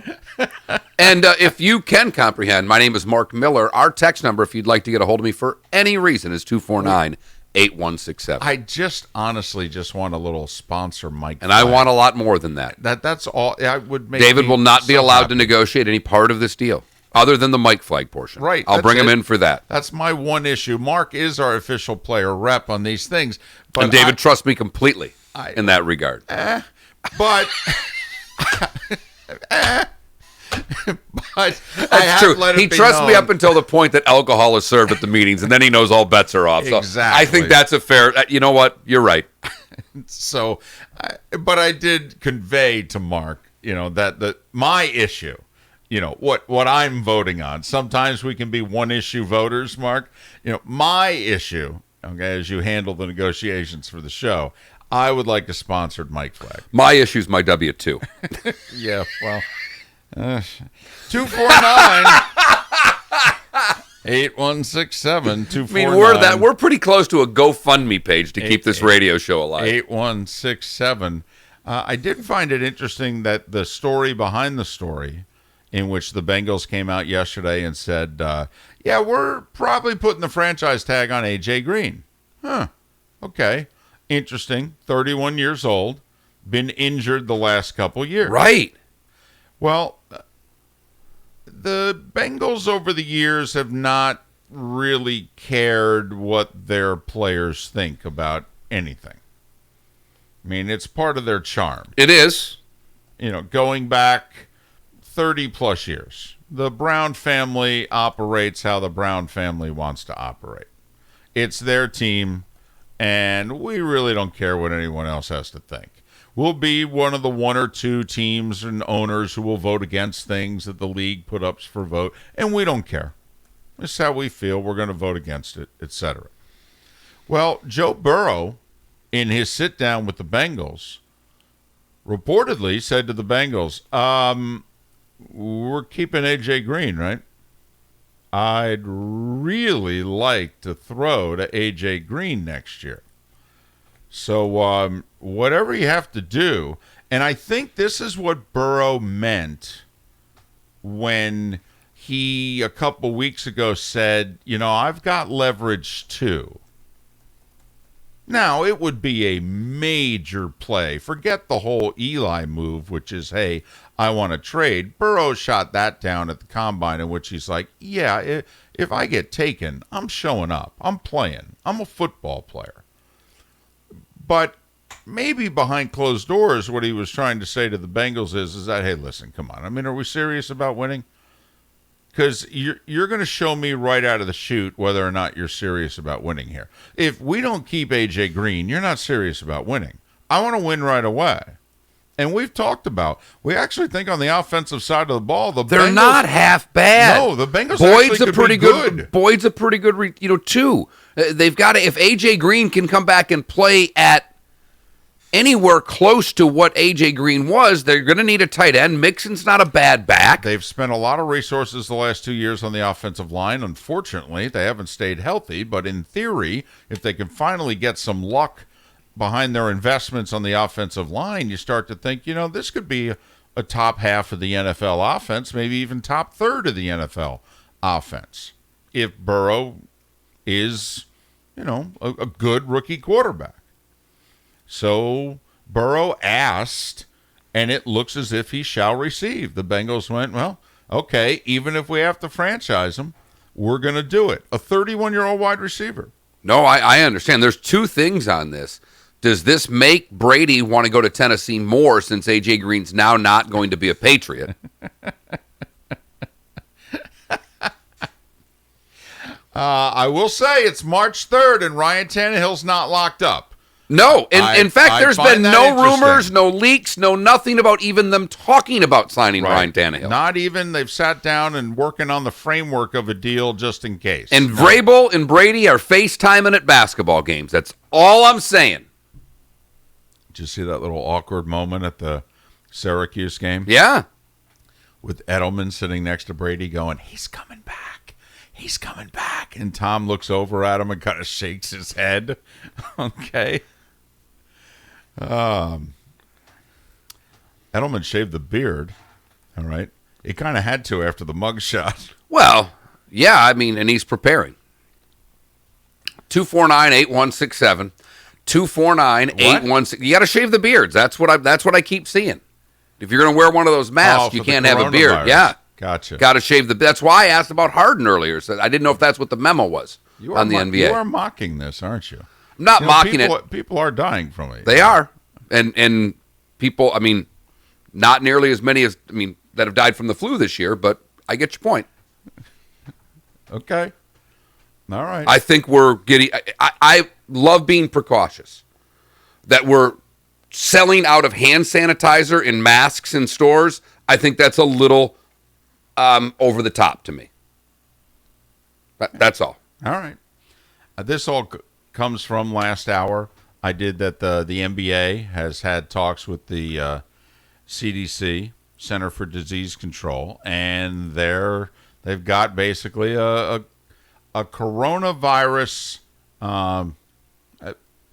precautionary methods that they are recommending, in which they're asking players not to high five with fans, just fist bump. Don't grab other people's pens and Sharpies. If you want to do autographs, you may want to bring your own. Little things like that. I will say that what's the number one advice that they're saying so far? Wash your hands. Right. Wash your hands. Which, you know what, is damn good advice, period. That's solid advice. I whether coronavirus is around or not. Wash your hands. Wash your hands. Maybe we should have a giveaway. Okay. A little, we could give away the tickets to this thing, but along with the tickets, we could give away hand sanitizer and a mask. We are not combining coronavirus prep and a 6-pack of Corona with our Legends event, which is now less than 2 weeks away. It's Monday the 16th. Could that be a consolation prize? Bow Campers in Naples. No, I don't think. Come on, you're the marketing guy on the show, but I don't think anybody wants to have an event that is tied to anything having to do with the coronavirus. Oh, no, I wasn't planning to give. I was giving away. I wasn't even thinking about the Legends of Basketball when I was doing a giveaway. We don't give away, 2 tickets to the Legends event. Oh, and here's some hand sanitizer as well. No, we keep. I wasn't even thinking about. I was actually just thinking of getting Fox Sports Radio hand sanitizer right now. Huh. Instead of koozie cups and things like that. I was just thinking as a think they'd go for that. Probably not. No. All right. Well, put it this way: I would try to attach it to our mics here, because I just want a sponsored mic flag. That's all. It would make me so happy. Right? It's the little things, Mark. I got you. It's the little things. Speaking of the Legends of Basketball event, you want to go? It is Monday the 16th It is the day after Selection Sunday. It is the day before, not just St. Patrick's Day, but also the day before the NCAA tournament gets underway with a couple of play-in games in Naples. It's at Bo Campers in Naples. And we're talking Rick Barry. We're talking Tiny Archibald. We're talking Sam Jones. If you missed our conversation with Sam last week, please download it, the Connecticut Cast. It was tremendous. It would make you want to go, quite frankly. It was such a good conversation. Phil Chenier also part of the event. So it's Meet the Legends. Bo Campers, your tickets will be waiting for you there. 249-8167 is our number. Second and third callers. We'll make it easy on Jero. 249-8167. He is just back from vacation. David. Right. I want to take it easy on him. Don't want to say like the 9th and 13th callers. So second and third callers win a pair of tickets to the Meet the Legends event, which is Monday the 16th at Bo Campers in Naples. 249-8167. It's our way of saying thanks so much for listening to Miller and Moulton. Coming up, Ryan Green to talk the Jags and how none of their good players want to play there anymore. That's coming up. Miller and Moulton, Southwest Florida's Fox Sports Radio. This is The Herd with Colin Cowherd. But if you're defending Phillip Rivers here, you don't get it. It's over. And they treated him like gold. And Phillip Rivers acknowledged they treated me like family. Folks, baseball's about romanticizing. Basketball, they're style points. Football's about winning. Bruh, that's it. It's over. Stop romanticizing.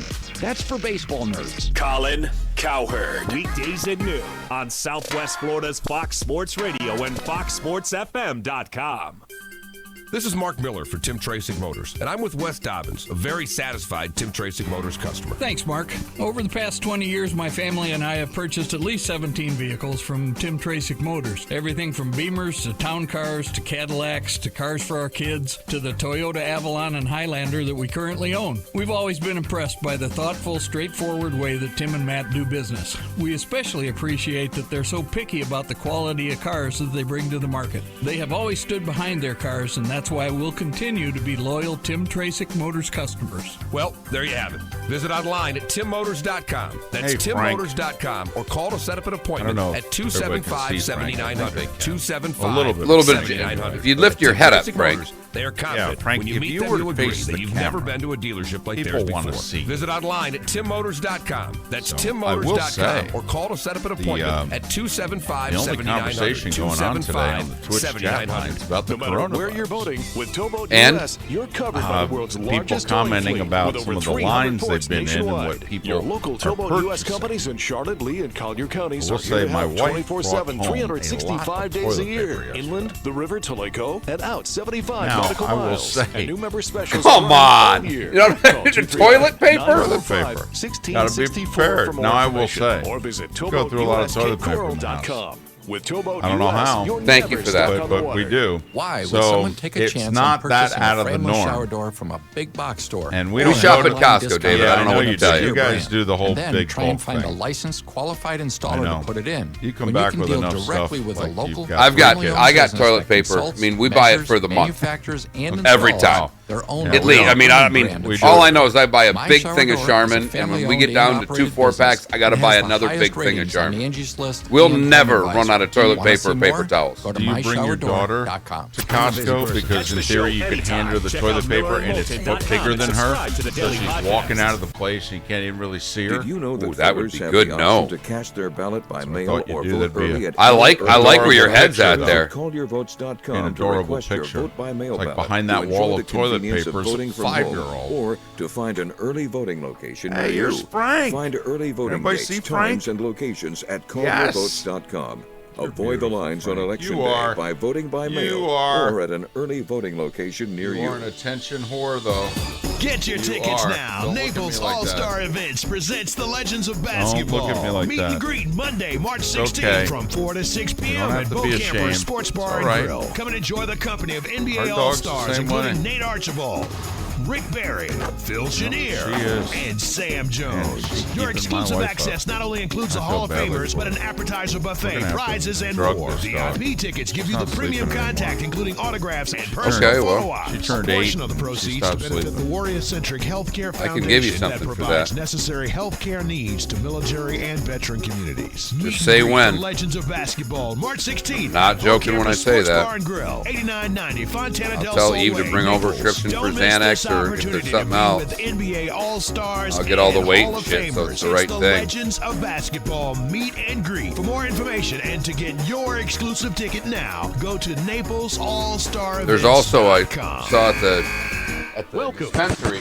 there's the a Alamo Gun Range CBD of Naples. dog Are you treat a for first-time shooter calmness with too. a lot of questions and need training? The Alamo Gun Range of Naples is here for you. With our clean, comfortable, and relaxing atmosphere and a staff that's certified and trained to provide you with the answers and training you need to get started, you'll feel right at home. The Alamo Gun Range of Naples.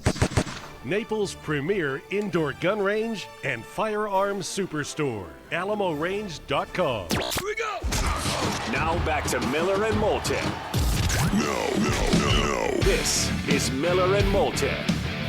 You're live.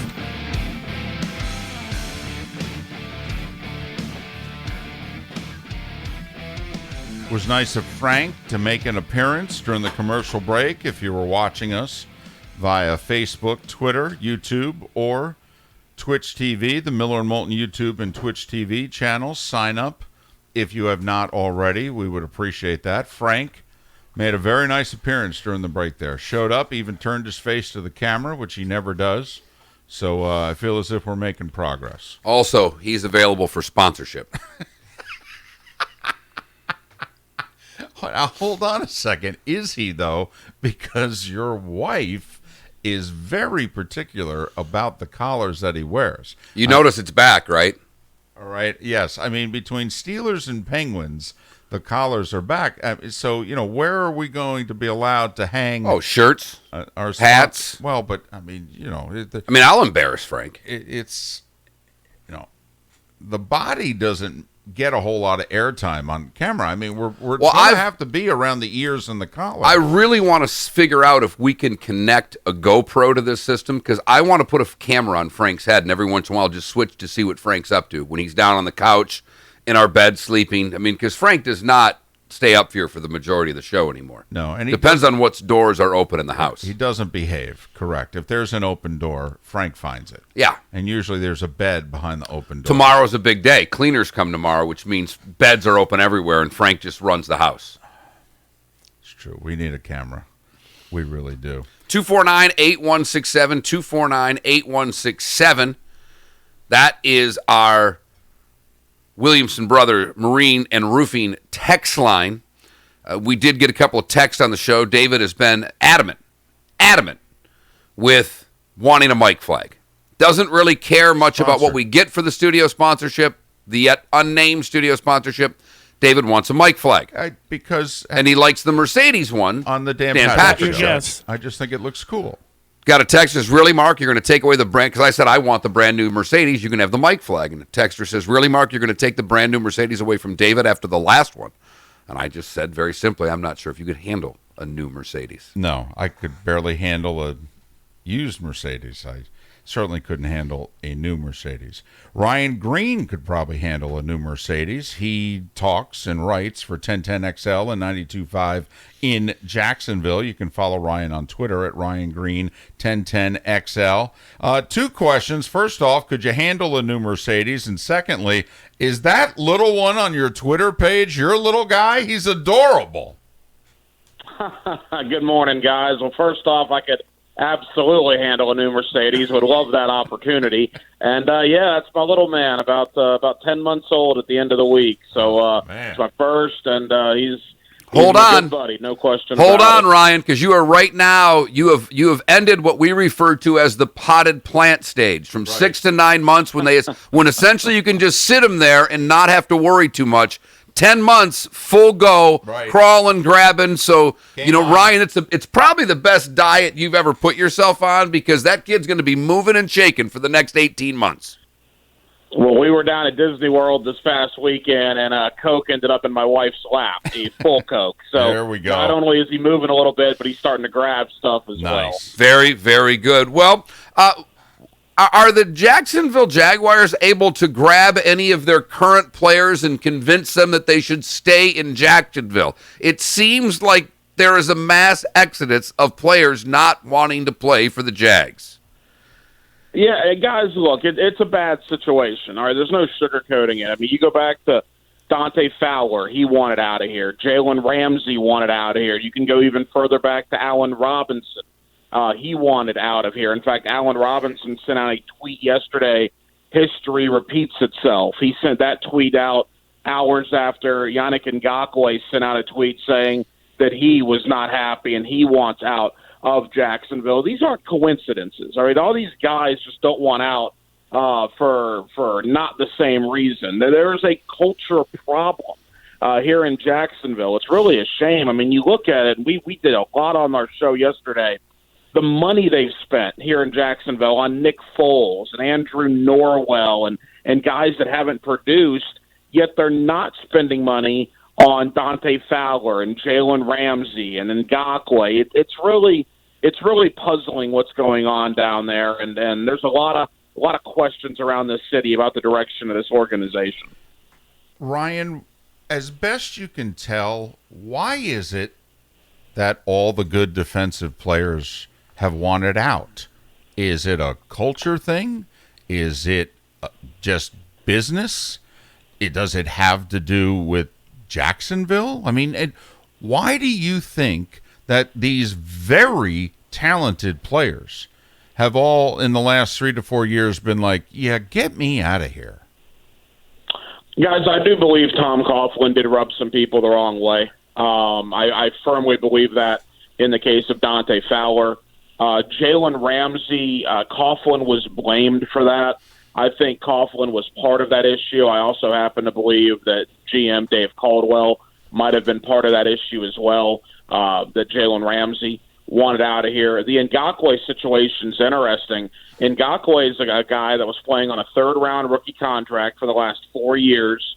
He saw the Jaguars bring in Nick Foles for $88 million. He saw the Jaguars go out and sign Andrew Norwell from Carolina for over $60 million. Meanwhile, Ngakoue, who has 37.5 sacks over 4 years, made $2 million last year in salary. There was a holdout during OTAs last year where there was negotiations going on, but nothing happened. There was not an extension made to Yannick Ngakoue. And we have former Jaguar Leon Searcy on my show here in Jacksonville, a guy I'm sure you're very familiar with, who stays down in South Florida at Miami.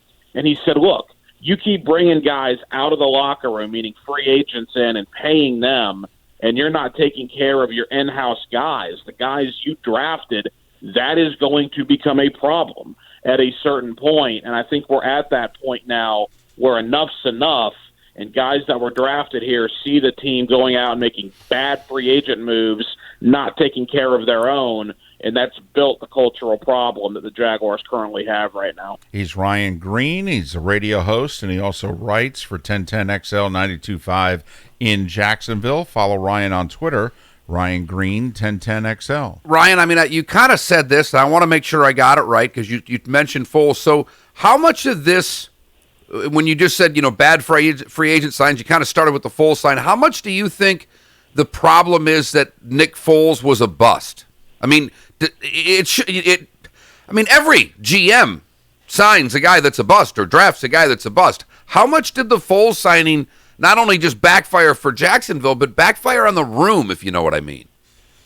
Yeah, the Foles signing did backfire, but I want to be careful, and I want to be fair to Nick Foles. Was he a bust last year? I guess. I mean, the guy was hurt 11 plays into the season.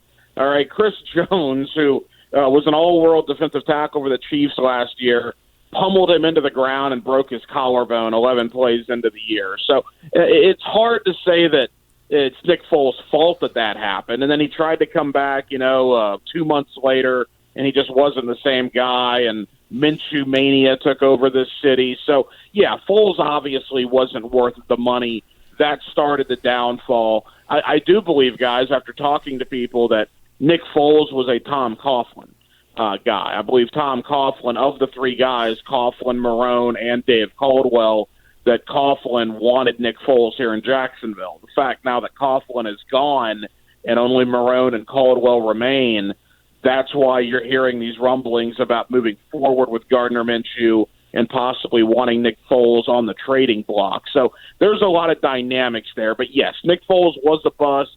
I do believe the money they gave Nick Foles did rub some people the wrong way. But, again, who knows what Nick Foles could have become if he wouldn't have broken his collarbone 11 plays into last season. Ryan, do they have any option at quarterback, or is Foles' contract so damaging and so big this year cap-wise that really they just have to stay in-house? They can't spend any more money at that position. No, I think they're going to move forward with Gardner Minshew. And, guys, here's something I don't understand. I mean, Gardner Minshew is a guy last year, a sixth-round rookie, that came in and threw for 3,200 yards, threw 21 touchdowns to only 6 interceptions. If you look at his quarterback rating, if you look at his touchdown-interception ratio, he was better than Kyler Murray was in Arizona. He was better than Daniel Jones was with the New York Giants. But for whatever reason, people aren't buying into Gardner Minshew. Is it because he's 6'1"? Is it because he wears a bandana and has the mustache and the jean shorts? I don't know. What I do know is this. He won more games than any other rookie quarterback in the NFL last year. He had, like I said, a better touchdown-interception ratio than any other rookie quarterback in the NFL last year. I think you got to find out what you have in Gardner Minshew. I want to give him 16 games to see if he is your guy moving forward or if you're going to have to go somewhere else. And the Foles contract, back to your question, yeah, that's a lot of money. But if you look at it, in a quarterback room, 2 quarterbacks, Gardner's not making anything. Gardner's on a 6th-round rookie deal. Foles is making an obscene amount of money, but you average it out, you're paying about, $11 million, 22.6 for 2 quarterbacks? That's about average, if not a little below average, to what other NFL teams are paying their backup and their starters. So, because Gardner's not making anything, because Foles is making a lot, it still averages out to only $11 million per quarterback. So I think that's the reason why the Jaguars aren't all that worried about Foles' deal. Do you want a $22 million backup? No. But when your starter's making $450,000 in the second year of a rookie deal, I think it's okay in that regard. And I think the answer to your question about Minshew is yes. It's D. It's all of the above, Ryan. It's the bandana. It's the mustache. It's also the 6th-round portion of the pick. For whatever reason, and I'm not comparing him to Brady, but when a 5th-round quarterback ends up being a star, everybody looks for it. And then when someone comes out and does it in the first year, I think we poo-poo it and say, well, he was a 6th-round pick. He doesn't deserve it in a day where at least 4 quarterbacks, if not 5, are going in every first round, and the expectations are high, even though we know only 1 in 3 quarterbacks taken in the first round has a shot. So I do think all of these things are a part of it going into the season for Minshew. But it seems that, Minshew Mania wasn't just a fan thing. I mean, it seemed that however it worked out, if they were mad about what Foles was getting paid, it seemed that the team liked playing for this guy. And I'm surprised that as many guys are leaving when it seemed during the season they felt they may have a quarterback in the future. Yeah, I mean, look, the Jaguars are in the middle of a rebuild here. There's no question about that. I mean, you traded off Ramsey, but think about it, guys. You trade Ramsey, but you got 2 first-round picks for him. I think the Jaguars got a haul when they traded Ramsey, because Ramsey's already causing the Rams a little bit of a headache. He's on Twitter vouching for one Darius Slay to come out there and saying he needs to team up with this all-pro corner. What kind of message is Ramsey sending the young corners on the Rams roster when he's out vouching for the Rams to bring in other free agents? That's the kind of guy Jalen is. He becomes a headache. At least that's what he did here. That's what he's proven to do out in L.A. so far. And the Jaguars, as a result of trading Ramsey, have 4 first-round picks over the next 2 years. They have number 9 and number 20. This year. If you had a big-time defensive lineman in the top 10, maybe you get an offensive lineman or a corner at number 20, you start the rebuild. Then you have 2 first rounds next year to continue the rebuild. And if Gardner Minshew proves to be the guy, well, that's absolutely fantastic. If he proves not to be the guy this year, well, then you have 2 first rounds and potentially a high second rounder to maybe finagle a little bit into the Trevor Lawrence sweepstakes or the Justin Fields sweepstakes in the draft of 2021. So on the surface, it looks bad, but there are some good things going on here in Jacksonville. I'll give you another one. Ngakoue wants out. Ngakoue had 8 sacks last year. Rookie Josh Allen from Kentucky had 11.5 sacks and made a Pro Bowl in his first year here in Jacksonville. So as much bad as it looks on the outside, there are some good things happening here. It's just not getting the publicity as the negative things. Ryan, final question. Fan base has only had 1 winning season in basically a decade. Can they handle a mini rebuild? Because, you were 6 minutes away from the Super Bowl 2 seasons ago, and now it seems as if you're almost back in 2014 land. I mean, is the fan base going to be okay with, oh no, really? We're going to have to live in 6-10, 7-9 world for a while? Guys, the fan base is furious, and then they have every right to be. I mean, they retained Dave Caldwell this year.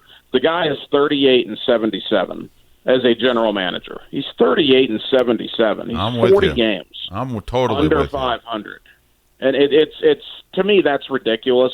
But Shad Khan's the owner. Shad Khan writes the checks, and Shad Khan is bringing Dave Caldwell back. Doug Marrone, I'm a little bit more okay with. He's only been the head coach here for 3 years. One of those years they did go to the AFC Championship game. But to answer your question, no. I mean, the fan base is not happy. The 2 London games aren't making them happy either, although I will tell you that's more of a bigger story outside of Jacksonville. Jacksonville is going to go through a big downtown renovation, and they're hoping to break ground on it in the next couple of months, where they're hoping to build this big old entertainment district by the stadium that's going to take 2 or 3 years to build. It's going to be about a $500-600 million project. They're calling it the Lot J project, and the idea of sending 2 games over in London, at least for this year, is so fans don't have to deal with the construction, the lack of parking, everything that's going to go on while that is being built. But, yeah, the fan base is not happy. They don't.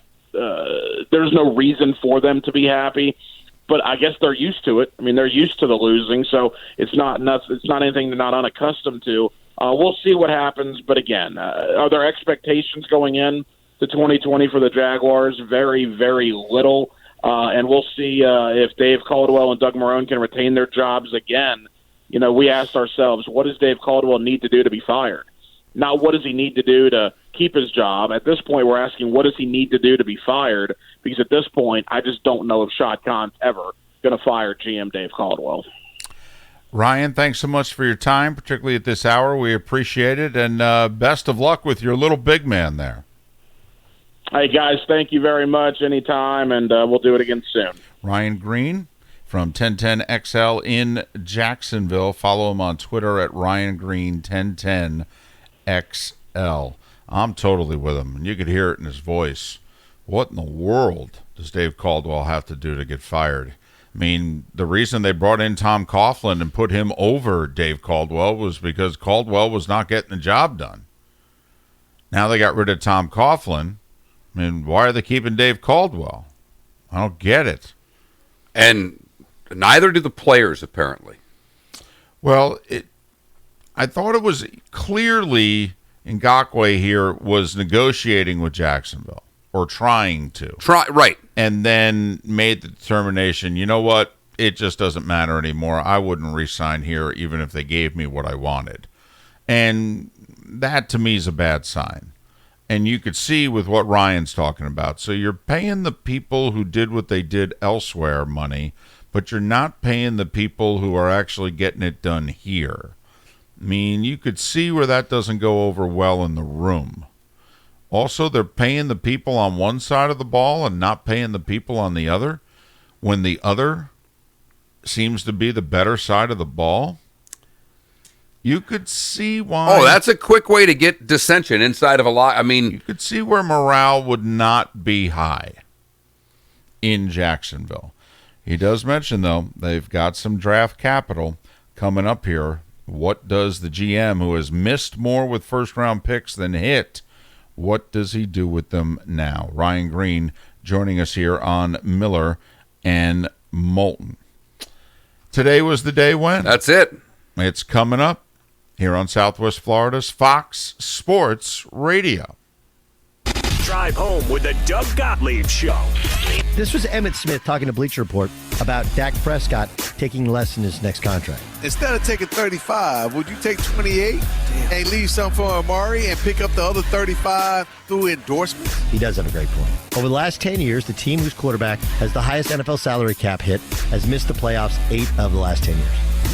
Doug Gottlieb, afternoons at 3 on Southwest Florida's Fox Sports Radio.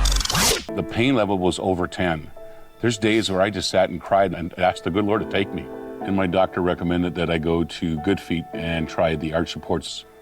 So I put the arch supports in and took about 3-4 steps. Turned around and went and sat back down and started to cry. It was the first time that I had no pain.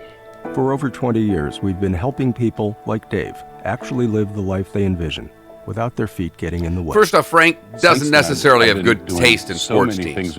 Frank's mother has good taste in sports teams, and Frank's father is smart enough to not constantly change the collar to his sports teams. There's people out there that made a product that changed people's lives. I sent him to him directly, so you and John don't have to be bothered. I am an individual father and wanted to share his testimony with other people out there about my Good Feet story.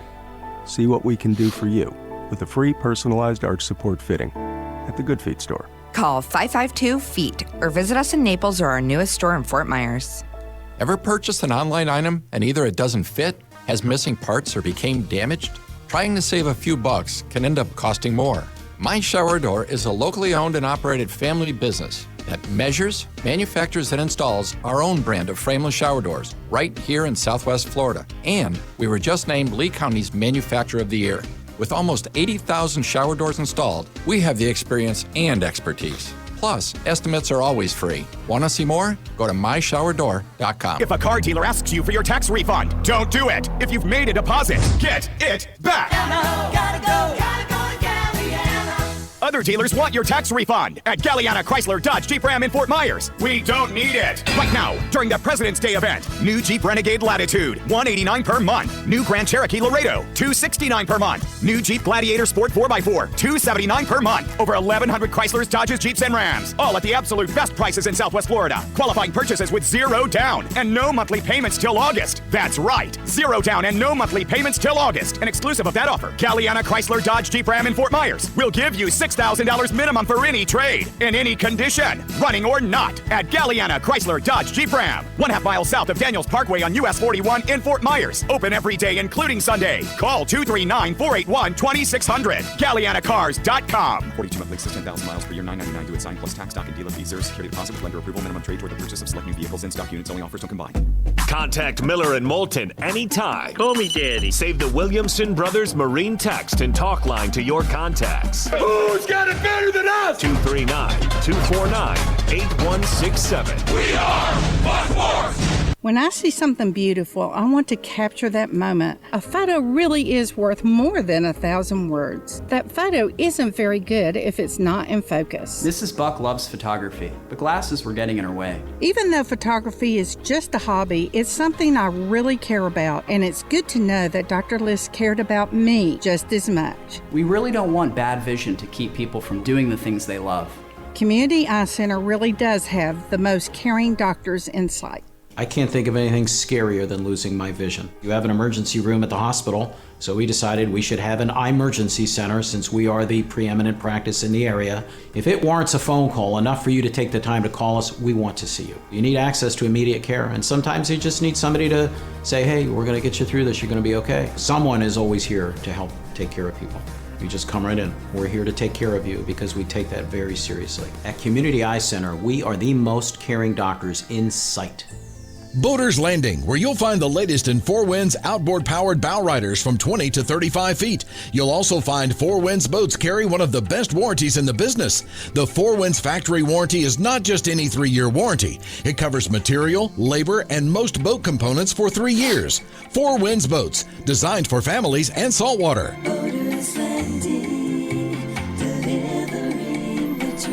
Boaters Landing, delivering the dream for over 30 years. Now Now back to Miller and Moulton. No. This is Miller and Moulton. You're live.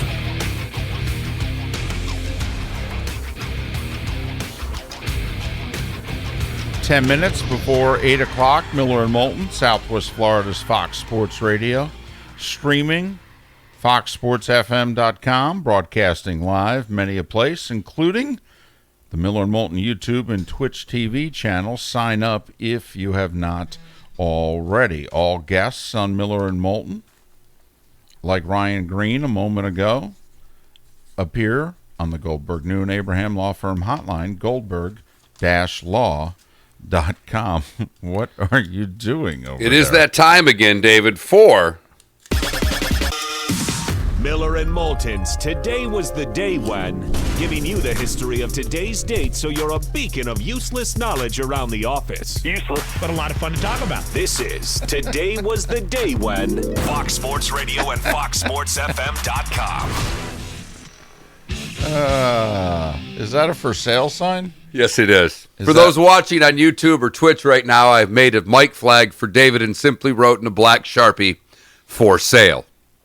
I do want a mic flag. I got you one. I'm jealous of the Dan Patrick Mercedes mic flag. It goes back to my days, in this industry. I started as a local TV person, and I love me the old mic flags. David, we start today was the day went off in 1845, where, let's just say it to everyone, happy birthday, Florida. 175 years old today. Wow. We became the 27th state in the Union today in 1845. Things haven't changed a bit. Not one bit. No. Well, okay, maybe a little construction. 2 years later, the U.S. Post Office authorized to issue postage stamps. Too expensive then, too expensive now. Stop it. I just bought a book of stamps yesterday. Go mail something. I am going to. 1855, Congress approves $30,000 to test camels for military use. Camels? We were wasting money in the government then. We're doing it now. 1920, Les Habitants, the Montreal Canadiens, score an NHL record 16 goals, beating the Quebec Bulldogs 16-3. The Montreal-Quebec rivalry was on. There it is. 4 Canadians with hat tricks in that game. Damn. 1926, the International Greyhound Racing Association was formed in Miami. And in 2020, it's coming to an end. Yeah, 94 years, pretty good run. That is a good run. I mean, come on. I agree. 1950, 3 months as the National American Football League, they take back their NFL name. I think that was a good move. I agree. And Bill McVie, in 1951 from Temple, sets an NCAA record scoring 73 points. 1959, the San Francisco Giants renamed their stadium to Candlestick Park. 1978, pretty good show, David. Van Halen begins their first world tour, opening for Journey. Wow. I thought that was really for you and you alone. Wow. Thank you. Peter Ueberroth, elected baseball commissioner today in 1984. He would take the job in October. After the Summer Olympics in L.A. We would play the Metallica today because Master of Puppets, the second album from Metallica, was released today in 1986. If you were born today, you share your birthday with Alexander Graham Bell. Big in communication. 1950. Didn't he steal it? Didn't somebody else? He got credit for it? All right. It's kind of like a movie script, right? Anyway. Sure. Tim Kazurinsky, born today in 1950. I don't know. Maybe it was just me, but the So I Married a Monkey series, the comedy on HBO or on Saturday Night Live used to crack me up. Because he would sit there and keep the straight face, and every once in a while the monkey would be, a monkey, and hit him or do something, and he would just stay there stone cold through that whole thing. Thought it was a great skit. So, soccer coach Bob Bradley, born today in 1958. The best college football running back ever to play, in a lot of people's opinion, was born today in 1962. That is one Herschel Walker. The same birthday as Jackie Joyner Kersee. She was pretty good as an Olympian as well. Kelly Miller of the Miller family in hockey, born today in 1963. The Kip, Kevin, Kelly, and the sister had a K name too. She was the manager of Rick's American Cafe in East Lansing, Michigan, for those wanting to know. Look at that little trivial pursuit. And we have switched from Metallica to the lovely sounds of one Tone Loc. Anthony Terrell Smith, born today in L.A. in 1966. And Jessica Biel is celebrating her 38th birthday. And that is, today was the day when, here on March the 3rd. So Tone Loc is 54? Yeah. My dad loved Funky Cold Medina. I don't know why, but you'd put a few... The old man would come home from the Baywood after playing Horse Collar. It was a card game they'd play in there with a little glow on, and Fred liked himself some Tone Loc Funky Cold Medina. Nice. Yep. That makes me smile just when I hear the song. I was going to say, whatever works. All right, good deal. On today was the day when Bobby Burack from The Big Lead and the Burack Report podcast. He's a media reporter. We're going to talk little Tony Romo making $17 million a year for 10 years and what it may or may not do to the media industry. And on that note, that is our profile. I'm pinning it to my profile page. Way to be able to read and talk at the same time, dummy. That is our poll question today. You can go to that Mark Miller at some point, or already you may be able to go to the David Moulton, who generally retweets these.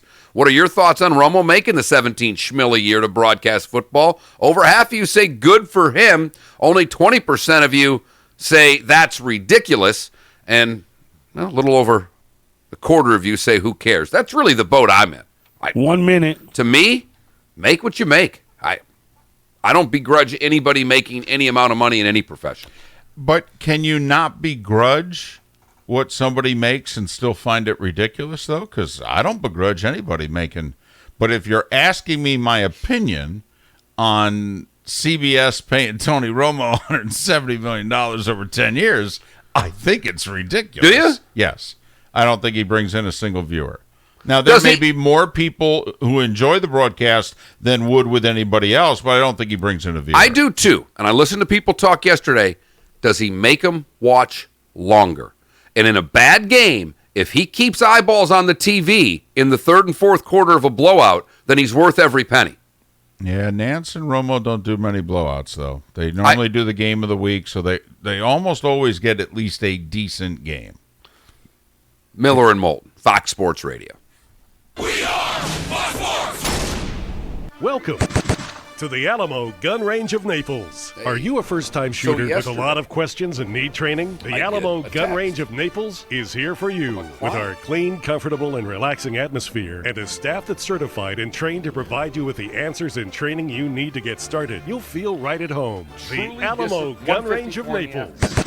Naples' premier indoor gun range and firearms superstore. AlamoRange.com. Now, he had called me. Our sound is a sound that makes you stop. Don't and listen. Listen to me and you listen well. It's a collective voice that calls out to you, the fan. We get a lot of zany people that call in. This is our sound. They're just absolutely nuts. Crazy stuff happens. That's all I'm saying. And you can only get it here on Fox Sports Radio. Hey guys, C4MH.com, the leaders in low-T care, want you to know that not all low-T clinics are the same. C4MH.com has been treating low-T for 5+ years and offers express treatment with $45 labs and initial exam. Most importantly, C4MH.com uses only real pharmaceutical testosterone with pedigree papers required by Florida law and never cheap cut rate compounded testosterone. C4MH.com only treats low-T. So no high-pressure sales for other medical treatments. No teeth whitening, no weight loss, no hair loss treatments. C4MH.com offers straightforward low-T care available with the highest quality meds instruments, friendly staff, and 16 locations from Naples to Wesley Chapel. And guys, C4MH patients have access to low-cost equivalents of Viagra and Cialis, and an affordable non-injectable version of HCG. Plus, every low T treatment comes with a B12 treatment at no extra charge. So guys, if you want the best low T care, go with the best. Go with the low T leaders at C4MH.com. WFSX AM from Naples to Cape Coral and all of Southwest Florida. 105.9 Fox Sports Radio. We are Fox Sports. What's trending now on Fox Sports Radio is sponsored by Stevie Tomato Sports Page in Naples. Yes, she's Fort Myers, asked me, and I said I don't use his product. Not endorsing a product I don't use. I can show you all the emails. So she didn't... She didn't do her job. Guaranteed didn't tell him. Gotcha. And when she asked me this week, she goes, well, have you not done it? I said, I haven't used this guy's product in over 3 years. And she's selling this guy an endorsement spot, saying I'm endorsing his product when I never once endorsed it. And so she's been lying to him, and I'm getting the blame for it. And that's a crock of, you know what? Get yelled at in the middle of the day by some fucking client. That's what I need. Took everything to not pick up the phone and call him, David.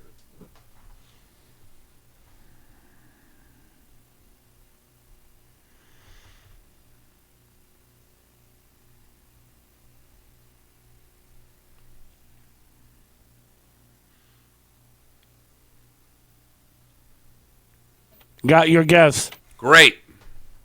There's only one way to wake up in the morning. How the heck are you? Yep, that's it. Miller. Shelter from the storm, huh? And Moulton. Yeah, sounds like a song. Southwest Florida's Fox Sports Radio. All guests appear on the Goldberg Noon Abraham Hotline. Goldberg-law.com. Yes! Oh, I like it. It's up to you now. It's up to you. I like it. Now, the best local sports show this town has ever heard. Here's Miller and Moulton. You're live.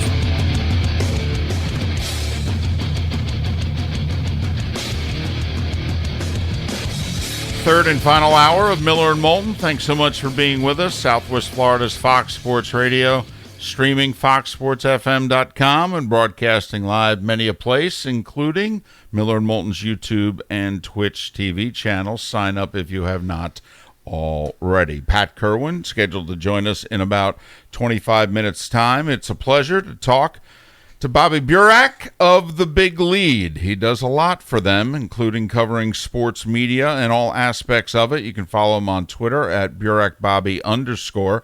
Bobby, good morning. Thanks for your time. How are you? Hey, guys. You know, after that intro, I just heard best local sports show the town has ever seen. Am I not covering local sports radio enough? Not at all, Bobby. Not at all. I mean, Bobby, you're not spending enough time monitoring Market 59. I mean, it's been a while since I've turned on a radio show, TV show, podcast, and I've heard that type of confidence. It has me rethinking everything I'm writing and talking about in the past couple of months. Well, you know, we'll share with you information on how you can download, Bobby, and then you can keep up with this. Absolutely. I mean, share the links, everything. I mean, I'm all in now because that's as catchy as an intro as you get. So, yeah, you have a new fan no matter what you guys say. Today, tomorrow, doesn't matter now. Best local sports show that town has ever seen. And unquestionable. And that was our second intro. Our first one was, you know how market size changes based on, you know, new census and demographics and all that. And we moved one spot ahead of Buffalo. So for a year, our, you know, rejoinder there was Miller and Moulton were bigger than Buffalo. He likes hard to dispute that. I like it. I mean, Buffalo's a sports town too. Like, it's a great sports town. Like, I don't know if you guys have been there, but that's where you go. The Bills Mafia, that's as fun as a tailgating atmosphere as they come. So kudos to you guys for passing that type of sport. There you go. And much like Buffalo, the only chance we have at winning a title is in minor league sports. Oh. But you know. Ooh. I know. Too close to home, and it hurts a little bit. When Tony Romo got his deal, Bobby, did you laugh? Did the jaw drop? And when you saw $17 million, which now I guess is reported closer to $17.7 with private travel and things of that nature, what was your first initial reaction? The figure didn't surprise me at all. That was a number I've been hearing in that range. The latest report came by Clay Travis, said 15 to 20 million. So the number wasn't that astounding to me. My first reaction was, what does ESPN do now after 2 straight years of disastrous boost? I mean, I don't know if it's ever been as bad of a back-to-back years calling primetime games what ESPN has done with Monday Night Football. Booger McFarland last year, Booger and Witten the year before, in particular at the color commentator role. I think Joe Tessitore has done a better job than some would say. I just look at it, what does ESPN do now? Because they were prepared to go all in on Tony Romo. There's some conflicting words on what they would have ended up offering him. But let's just say I think it would have been somewhat close to that 17 number. Maybe they wouldn't have gone quite as high, but they were willing to break the bank for Tony Romo. They have no other options. That's the thing now. Like CBS, okay, they got their guy for 3 more years, and if they retain the NFL, which I expect them to do, they're going to have Romo for a long time, an unprecedented amount of time. So CBS is all set. Fox, they have their guys, Joe Buck, Troy Aikman, NBC, Chris Collinsworth, Al Michaels. ESPN has more pressure than all those networks because they're trying to get back into the Super Bowl rotation with ABC. And the booth right now, it's a disaster because I don't see a good option in any way you slice it compared to what they were expecting or what they thought they could get in Tony Romo. Bobby, I don't think most sports fans would disagree that, of the big 4 networks, that their broadcast team is number 4. But with that being said, I mean, Monday Night Football ratings were up this year. I mean, does it matter who's doing the games? I mean, we watch. We just can't get enough of this product. If they give ESPN, ABC a decent schedule, we will watch. So does it matter who's calling the games? This has been the discussion really over the weekend. No. Tony Romo, if you have Tony Romo in the booth, if you have Booger McFarland in the booth, if you have Charles Davis, Chris Collinsworth, some guy off the street, not one more viewer is going to watch. It has really no impact on the rating. It's really about the game, like you said, the time slot. And so, no, if you look at it like that, you could say, wow, close to $18 million for a guy that has virtually no impact on the ratings. So I get it from that perspective. There's really no arguing that. So if you're ESPN, yeah, I mean, they probably are thinking in the back of their heads, man, we would love to get somebody that's can really change the atmosphere of Monday Night Football, somebody that we can, build our franchise around. But instead, some people in the office are probably saying, yeah, but if you get that person, what good is it going to do? Because, yeah, our ratings are up. They probably won't be up next year regardless because of the election. So it doesn't matter if they spent $1 million, $5 million, $10 million, $15 million next year on their color commentator. The chances are, and I would say it's a guarantee, their numbers will be down, as will CBS's, NBC, and Fox, because I think this election year is going to interfere with sports like we've never seen before. The ESPN situation seems to now point at Manning or bust. And at the end of the day, they just keep throwing money at him, and he says no. Well, they did that with Madden way back when to get him to come to Fox. And finally, it was just so much damn money that he said yes. Is there any amount of money out there that Peyton Manning now says yes to because of what Romo did? And I don't know, they give him double what Romo did. I mean, he's already doing the stuff on Plus. It's very good. We think he wants to be a GM and a president and an owner, more in the Elway scheme of things. But in the interim, is there a package, do you think, that ESPN could throw at Peyton Manning to get him to jump on board? I would be surprised. As you guys just said, his aspirations don't appear, from all indications, that he has much interest in broadcasting. There's always a dollar amount for everything. I mean, I'm sure there's some amount that would get Peyton Manning to do it, but it's probably far exceeds what ESPN would be willing to pay him. How high that could be, that remains to be seen. But I think it would take really just a ridiculous amount of money for him to do this. I don't think he has much interest at all in calling Monday Night Football. And you're right. It is Manning or bust because that's what this is all going to start now. ESPN's going to either get on the phone, go visit Peyton. They're going to try to make their case. They're probably going to as much beg him to take this job. And when he inevitably says no, ESPN is going to have another contingency plan, which whether that's Kurt Warner, that would be my guess. If I'm sitting here today, I think Warner makes the most sense because he's a safe pick.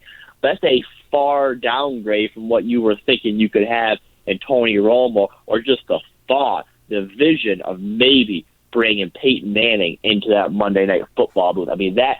Bringing those guys, and those are game changers.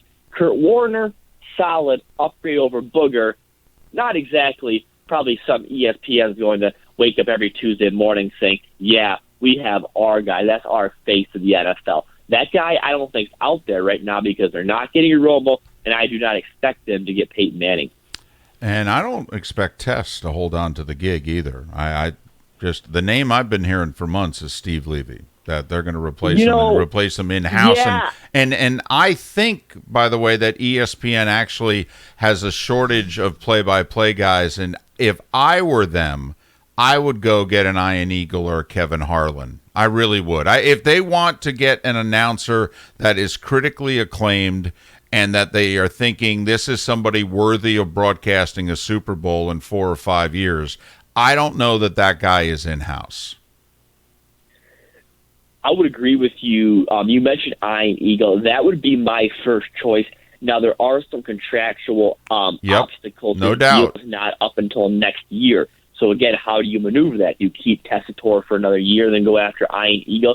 But not only can Ian Eagle call ESPN/ABC's football games, he can also call the college sports or NBA. So you're getting the whole package. And you're right. I don't look at ESPN as a roster that has a bench full of talented football play-by-players. They have some in the college level. I think they do a pretty good job. They haven't translated well, including Nick Dunoff, and he took over from Mike Tirico. He did not translate well to the professional level. The NFL, it's about a mixed bag as far as Tessitore's reception about moving from college to NFL. Ian Eagle, to me, is the guy. And again, maybe you have to wait a year, but he's somebody that I think ESPN can build around. And I've been saying this for a while. ESPN, they don't really have a face of their NFL coverage. Now, whether or not that can be someone that's a play-by-play broadcaster or not, Ian Eagle would give them an identity, and he's somebody that they could take to the bank that they're going to have for a long time, and they have nothing to worry about. They would have their guy. The debate would be over. He's Bobby Burack, and he covers the media landscape for The Big Lead. And check out his Burack Report podcast. You can also follow him on Twitter at BurackBobby_. And David, don't ever do that on air again. If you take Kevin Harlan away from my Westwood radio, we're going to have big problems. There's no one that can call a cat crossing a field and a football game simultaneously the way Kevin Harlan can. I mean, Wait a minute. So you radio guys are you guys are consuming Monday Night Football via the radio in 2020? It's one of those things that if I go out for a drive on Monday, I know it's on. Anytime, I'm old. I'm 50 years old. I cut my teeth doing minor league play-by-play. So if I can consume sports I'm one of these people, Bobby, that I actually enjoy most sports better on radio than television. Yep, I'm that guy. Had you consumed Periscope yet? YouTube Live? Anything that? All of them. All of them. In fact, and we brought it up on the show earlier, Bobby. I'm glad you brought up YouTube. Dan Patrick, once again, following us. We had our YouTube channel, many months ago. I think we have up to 80 subscribers. Right. And, we're groundbreaking around here is the way we look at it, Bobby. I want to get to your year-end article because in these parts, Stephen A. Smith, I don't even know if he's polarizing. He's someone that's not liked in these parts. And you named him your personality of the year, and you even said he's the face of ESPN. And loved the comments that you made, but I wanted you to expound on that because when I say that in this market, that Stephen A. Smith's the face of ESPN, I'm sure there are people that just yelled at their radios. Your reasons why and why you already said he's the front runner for this year. Yeah, he's pulled away from every other personality, bare none. I mean, what he has done. Now, here's the thing about Stephen A. Now, and you really brought it up. You mentioned people would scream at the radio. So what that indicates to me, those people would get a reaction out of him. And that's what's key. It's not about liking somebody. It's about caring about what they say, reacting to what they say. It's the old saying, it's better to have tens and ones than fives, meaning it's better to be loved and hated than just liked, or any people having a lukewarm feelings about you. From all the numbers that that's been out there that I've looked at, show that Stephen A. Smith is a difference maker in the ratings. When he's off TV, ratings go down. When he's on TV, ratings go up. There's only a few people in sports media that make a large difference in a positive way on linear television, and he's number one. What he brings is not replaceable. If ESPN wasn't able to re-sign him, now they did. He signed a massive deal this past fall. If they would have lost him to, say, Fox, NBC, anywhere, probably not NBC, that wasn't a fit, but if they were just to lose his services, First Take's numbers would go down drastically, which would then hurt SportsCenter at noon, and the entire lineup, probably until about 5 o'clock, would suffer with the loss of Stephen A. No one else at ESPN brings that, and I think he's the identity no one's used on ESPN's platforms more frequently as Stephen A. People could argue SVP's job could be more important because he's following Monday Night Football and big events. Sure, SVP's number two, but its impact still isn't equatable to what Stephen A. brings, and everybody knows who he is. We talk to people around the industry. He's the one guy that shows up at a game, and the crowd and the athletes, they notice him. Like, this guy can't even sit in the stands anymore. He's become that big, that polarized, that much of a celebrity. I mean, he's the closest thing to a B-level celebrity sports media has. If all these people in the business were to go out in public, walk down the street, I bet you he draws the most attention instantly. Bobby, saw your work from yesterday talking about, how many people Dan Patrick on his first show at YouTube had, over 91,000.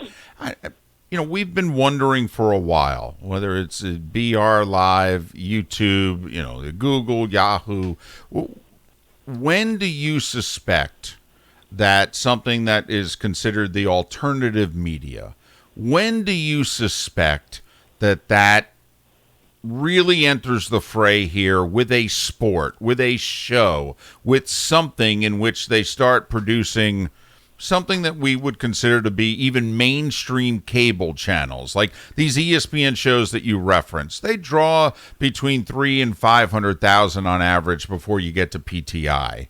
And when do you think that something alternative media will produce what mainstream cable produces? Well, here's the issue. So when you look at television ratings, we just got done talking about the difference Stephen A. makes. Now, his difference is greater than anyone else's, but the issue is that if you put even Stephen A., if you put Stephen A., the biggest draw in the business, on a digital platform, whether it be YouTube, BR Live, ESPN Plus, the numbers are going to suffer because so much of the linear television ratings are just base audience. Like, I'd imagine ESPN at 10 o'clock probably has like 210,000 people on average to just have that channel on, whether they're watching or not. They just have ESPN on as a habit, just like certain people have Fox News on or CNN or MSNBC. With digital, you have to go out of your way to find it. Nobody just turns on the internet and Dan Patrick shows airing on YouTube. They have to go to youtube.com, type in Dan Patrick, click on the page that takes them to the show, as is the same case with a podcast or a Periscope show or any show that airs on any streaming service, DAZN. They have a Pat McAfee show.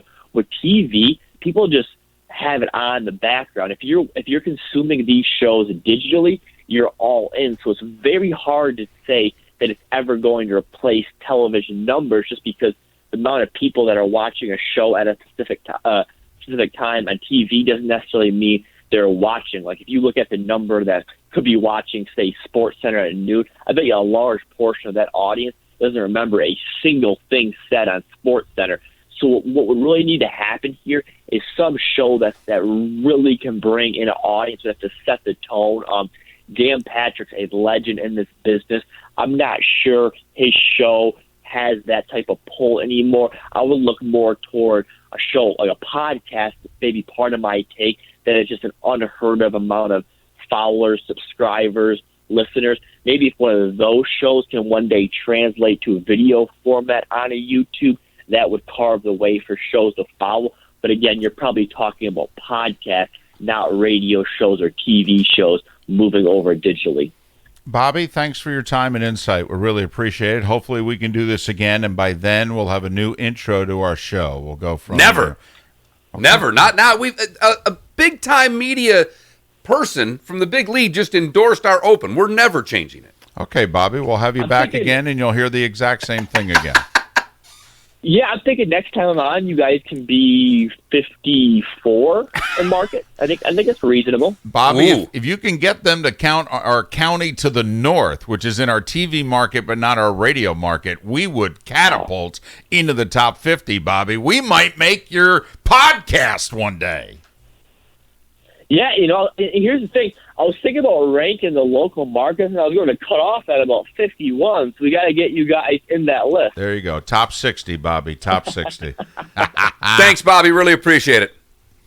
Appreciate it, guys. Bobby Burack from the Big Lead and the Burack Report podcast. Follow him on Twitter at BurackBobby _. Since our executive producer doesn't listen all that often. Right. If he was, I know he wasn't listening, he would have texted us both during that because he'd have been proud of himself for coming up with that open and taking all credit for it. He will anyway. Word will get back to him as we approach 22 minutes after 8 o'clock. Pat Kerwin is next, but first, another couple pairs of tickets to the Meet the Legends event, which is coming up on Monday the 16th in less than 2 weeks at Bow Campers in Naples. It's a great way to spend a late afternoon into the early evening, meeting some very famous people, including two people who are on the all-time top 50 list. Sam Jones, Rick Barry, Tiny Archibald, Phil Chenier, Bow Campers in Naples on Monday, late afternoon into the early evening, the 16th of March. First and second callers, making it even easier on Jarrow. 249-8167, 249-8167. First two callers win. Thanks so much for listening. Pat Kerwin next on Miller and Moulton, Southwest Florida's Fox Sports Radio. Receiving. Over. Alexa, play Fox Sports FM on TuneIn. LeBron has shown his greatness. Kevin Durant's a better player. Sorry, I don't know that one. Smart speaker. Are we cheering for idiots? What's going on? Sounds more like a dumb speaker, am I right? You're an idiot. Nice job. Get Southwest Florida sports talk delivered to your speaker. This is easy. Just say, Alexa, hello. Play Fox Sports FM on TuneIn. Finally, something worthwhile. I didn't think it was going to be this easy. We are Fox Sports! This is Mark Miller for Tim Tracing Motors, and I'm with Wes Dobbins, a very satisfied Tim Tracing Motors customer. Thanks, Mark. Over the past 20 years, my family and I have purchased at least 17 vehicles from Tim Tracing Motors. Everything from Beamers to town cars to Cadillacs to cars for our kids to the Toyota Avalon and Highlander that we currently own. We've always been impressed by the thoughtful, straightforward way that Tim and Matt do business. We especially appreciate that they're so picky about the quality of cars that they bring to the market. They have always stood behind their cars, and that's why we'll continue to be loyal Tim Tracek Motors customers. Well, there you have it. Visit online at timmotors.com. That's timmotors.com, or call to set up an appointment at 275-7900. 275-7900. At Tim Tracek Motors, they are confident when you meet them, you'll agree that you've never been to a dealership like theirs before. Visit online at timmotors.com. That's timmotors.com, or call to set up an appointment at 275-7900. 275-7900. The Dear Happy Show. Brought to you by Hardee's. We've got Melissa on the line. Hey, Happy. My kids have baseball practice on Saturday mornings, but it's my only day to sleep in. Well, break it to them early that they're not going to make the majors. But I don't want to crush their dreams. That's fair. Then why don't you swing by Hardee's on the way and get the new BFC Frisco breakfast sandwich with a crispy wheel of cheese inside, so everyone's morning can be super. Okay. Call in next time at 1-833-HI-HAPPY. Available for a limited time only at participating Hardee's restaurants. Feed your happy. The Dear Happy Show. Brought to you by Hardee's. Eric, you're on with Happy. Hey, Happy. I'm applying for a mortgage, and I'm debating a 15-year or a 30-year rate. Forget about the property ladder. Get on the burger ladder. What? The new BFC Angus Thick Burger from Hardee's has a crispy wheel of cheese on top. You're right. As long as I have a good burger, I'll always have a place to call home. Exactly. Call in next time at 1-833-HI-HAPPY. Available for a limited time only at participating Hardee's restaurants. Feed your happy. Pool need a checkup? Call the doctor, the Pool Doctor. Hi, Dr. Mark here. Clients love their salt system for silky smooth water, less maintenance, and they never buy chlorine. If you want the ultimate, we can add a BioShield for UV water disinfection. We're a family company, and for over 40 years, we've been doing business right. The prescription is the Pool Doctor for award-winning pool service, repairs, and unheard of $39 diagnostic calls. That's mypooldoctor.com or 239-574-1133. State certified CPC 057088. I'm a busy person. Catch the show anytime. Check out MillerandMoulton.com and subscribe to the daily podcasts. Southwest Florida is home to some of the finest boating and fishing waters in the United States, and there's no better place to see all the boats, accessories, gear, and gadgets than at the 31st Annual Bonita Springs Boat Show, March 5th through the 8th at the Naples-Fort Myers Greyhound Track. Hundreds of boats from more than 20 dealers, representing over 70 boat lines. It's Southwest Florida's biggest springtime boat show. There's a boat for every budget and every need, from fishing to cruising to just taking it easy on the water. Plenty of marine accessories, engines, electronics, boat lifts, services, and how-to boating info. We're heading into the best boating time of the year. Time for you to get out on the water, and the Bonita Springs Boat Show is the place to get started. Thursday, March 5th through Sunday the 8th at the Naples-Fort Myers Greyhound Track, Bonita Beach Road between I-75 and US 41. Visit GoBoatingFlorida.com for complete details. Welcome to the Alamo Gun Range of Naples. Are you a first-time shooter with a lot of questions and need training? The Alamo Gun Range of Naples is here for you. With our clean, comfortable, and relaxing atmosphere and a staff that's certified and trained to provide you with the answers and training you need to get started, you'll feel right at home. The Alamo Gun Range of Naples. Naples' premier indoor gun range and firearms superstore. AlamoRange.com. Now back to Miller Got your and caller. Moulton. All right, now we're getting somewhere. No. This is Miller and Moulton. You're live.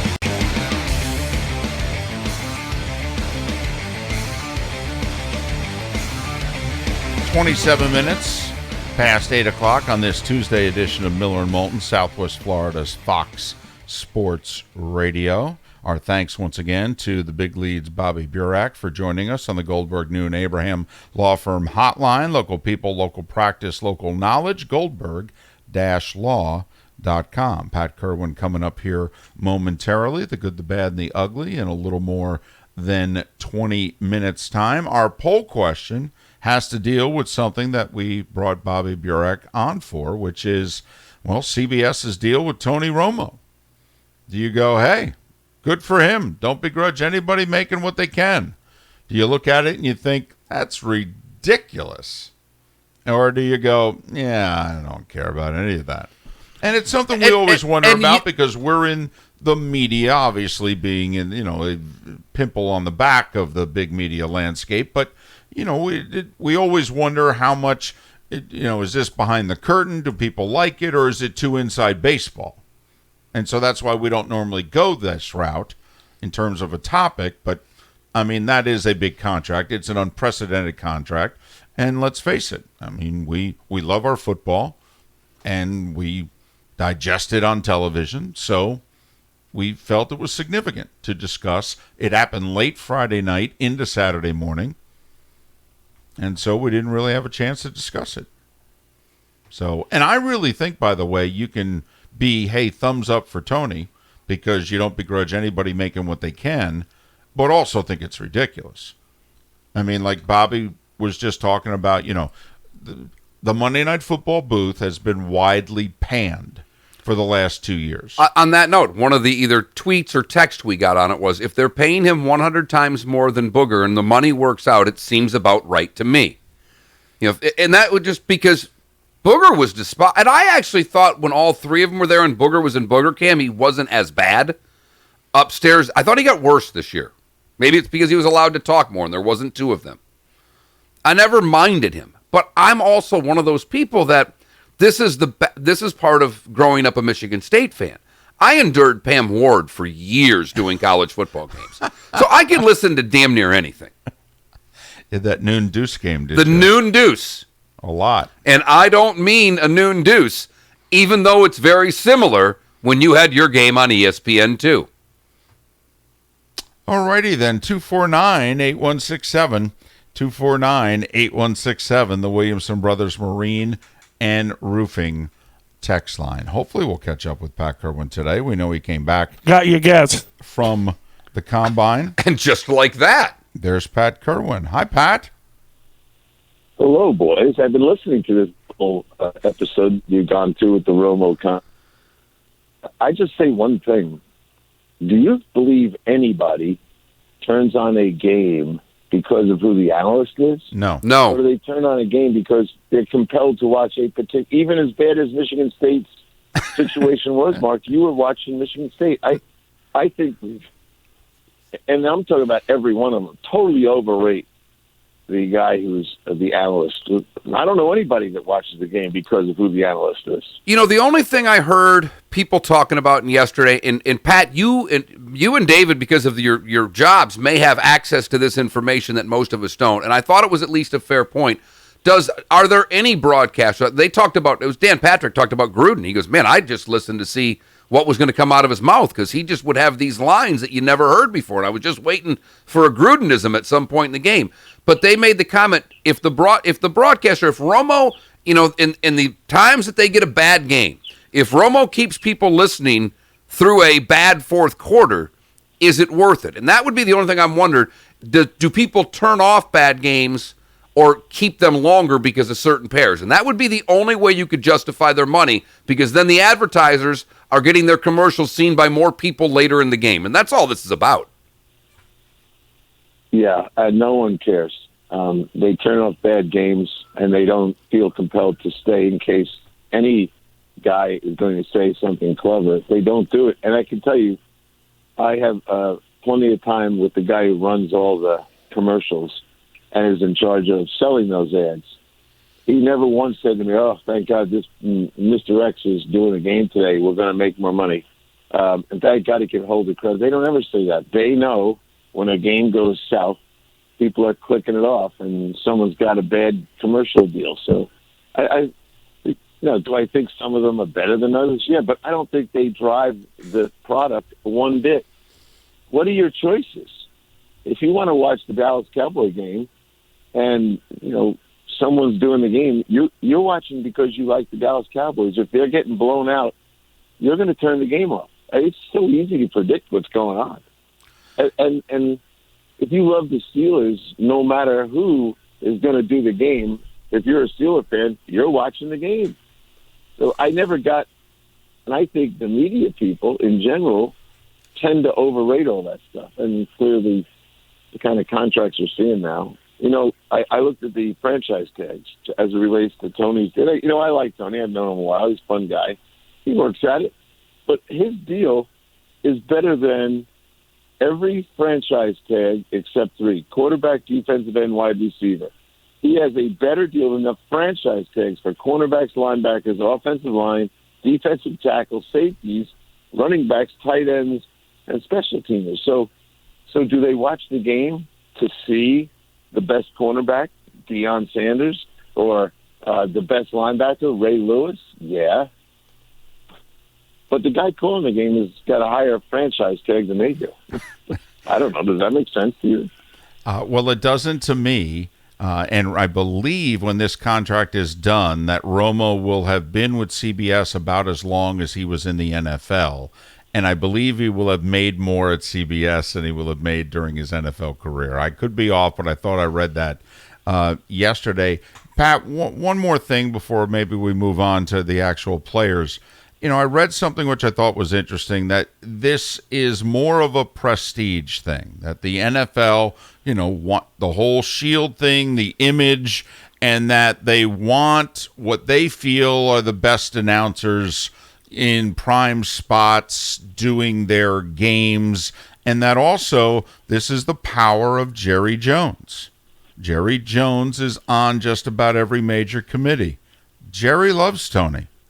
And is this Jerry kind of influencing things and, saying to CBS, hey, we haven't finalized these TV deals yet. You take care of my guy. Make sure he's still calling your Super Bowls. I mean, is a little of this, inner office politics, if you will? No. CBS doesn't even have the NFC. They're going to do one Dallas game a year. So for Jerry, I like Jerry. I think, he's done a lot for the league. I don't know why they would listen. Look, I think, David, this isn't just a big raise. This basically doubles down on anybody that's ever done analysis of games. Yes. We're at 18 million. Oh, I know. What happened to 10, 11, 12, 13, 14, I 15? know. What happened to that? I know.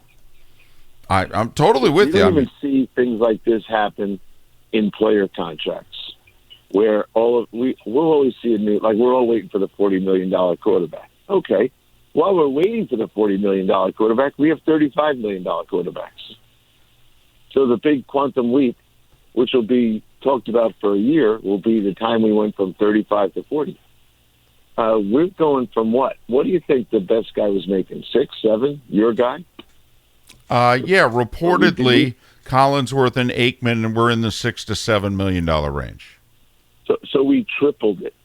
Right. So let's use the quarterback right now and say this deal is the same as taking the next quarterback and giving him $90 million a year. Right? Yeah. If Russell Wilson's making 35, triple that. That's the impact of the expansion or the growth of what this job is. It's kind of crazy, but hey, agents used to love to say, no, don't worry about, and I remember doing deals with, no, don't worry about this deal. This deal is going to get passed by a lot of guys. So here's the question to you before we move on, David. Do you think anyone's passing this deal? Yeah. In the next 5 years? Well, believe it or not, I do, and his name is Jim Nantz, because he's been the face of CBS Sports for 25 years. He's been with the network 35, and he is the face of 3 major sports on CBS, and I don't see how they can pay him $1 less than Tony. Well, Tony's only going to work 20 days. Right. I know. Right. Okay, and so Nance does this thing called March Madness, kind of popular. And this other thing called the Masters. A few people watch that. Right, about 20 golf tournaments. I think Jim Nantz is getting paid, Pat. I really do. Let's have a little side bet. Now, I do not think he is going to make more than Tony Romo. I'd bet on Pat, by the way. And I'll just bring up this one media analogy. The morning television anchors, network-wise, were making around $2, $3, $4 million. Katie Couric came up for negotiation for the first time, and she ended up getting $13 million from NBC because she said this show makes you $750 million a year. And because she ended up getting $13 million, they immediately called Tom Brokaw into the room, and they gave him $13 million and won. And I think that's what's going to happen with Nance. I like Jim. I hope it does. He's got a pretty hefty mortgage out there. That's true. 5th hole at Pebble at his prime real estate. There is no doubt there. All right, Pat, let's talk about football. The biggest thing that's happened in the state of Florida from a rumor standpoint is everybody now saying that the Bucs are all in on Teddy Bridgewater. We've not heard much out of Tennessee. We've talked about Tom Brady every damn time you come on the show. Let's talk about Teddy, Jameis, and the Tampa Bay Bucs. How do you see this playing out? Well, I don't think they're going to tag Jameis. I think we're past the franchise tag world for him. And as we've talked before, the timelines are tough. You need to put the tag in before free agency starts. And unless you're tampering blatantly and you know Teddy's coming, then you're kind of stuck here. So, I mean, here's what I think they believe. just talking to the Buck guys over the weekend. They just believe if we just reduce the turnovers, we're a playoff team. They have in their minds, and they might be right, we are a playoff team minus the turnovers. And they are at the point where they don't believe they can predict the turnover solving with Jameis.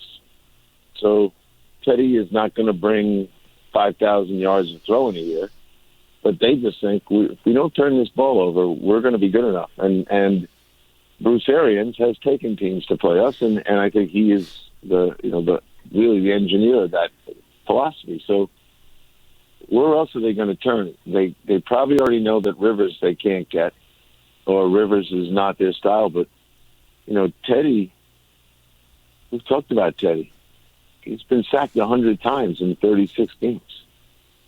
So if you're going to use Teddy, you're going to have to build up that line because, his health will be in question the second he's playing all the time. Nice answer, but to me, I don't know. Do you guys think Teddy's going to do and throw as many touchdowns and as many yards as Jameis? I'm not a Jameis fan, but here's my question to you. Are they settling for Teddy? And what do they know they're getting?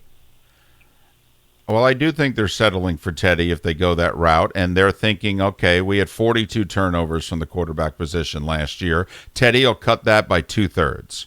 Teddy, between interceptions and fumbles, will make that about 14 because he's really secure with the ball. Now, he also doesn't take the risks. He's not going to throw 35 touchdowns. He's going to throw for more like 3,400 yards instead of 5,300 yards, and he's going to throw maybe 23 touchdowns instead of 35. But if they think if they cut their turnovers by 2/3, they're a playoff team, then I guess that's the quarterback to go with. I think Teddy Bridgewater is a rich man's Jacoby Brissett. I think he's a fringe starter, to be honest with you. He's okay. But to me, there are other guys that are better. I think Tannehill's better. I think Andy Dalton's better. And I would urge them to go that route. Pat, what I'm wondering is Chicago just going to stop at getting a Marcus Mariota to push Trubisky? Or is Chicago ready to push Trubisky aside and maybe go get a Dalton or a Tannehill? Because Trubisky's still on the rookie deal, so it ain't costing him a lot of money. I don't think in Chicago they can go out and get the replacement. I think they got to sneak up on the job, just like Tennessee did with Mariota. No one stood up and said, Tennessee has solved the world problems. They've gotten Ryan Tannehill. No one cared. Tannehill was looked on as, well, yeah, he'll be there, so he'll get a chance somewhere along the line because of the way Marcus gets hurt. But no one was sitting there going, because if Andy Dalton goes to Chicago, we will not be having that conversation. We're going to have the conversation of that's the end of Trubisky.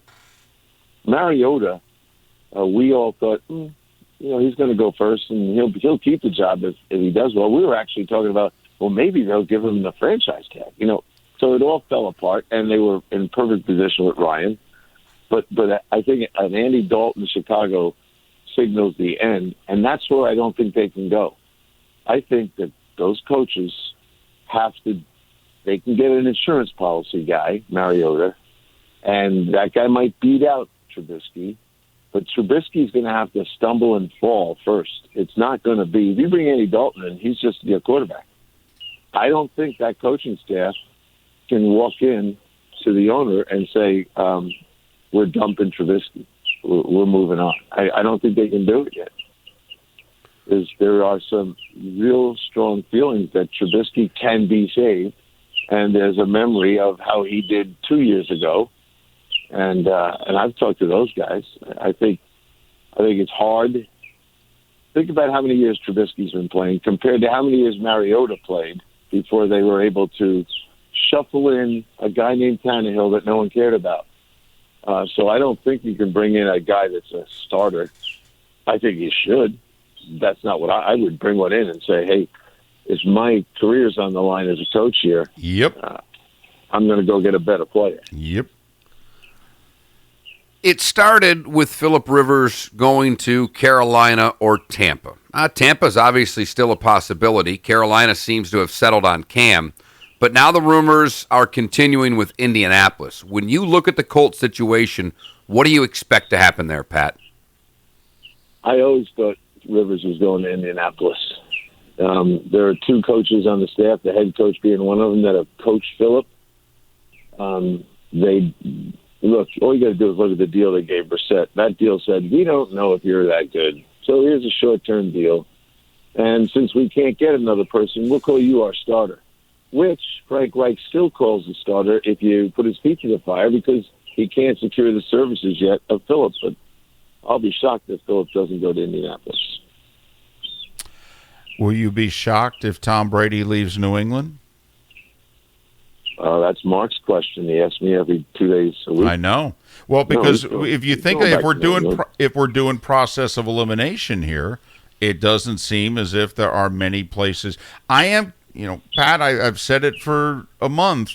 If we got to March 1st and Tannehill had not gotten an extension from the Titans, it tells me that they're all in on TB12. And here we are. It's March 3rd.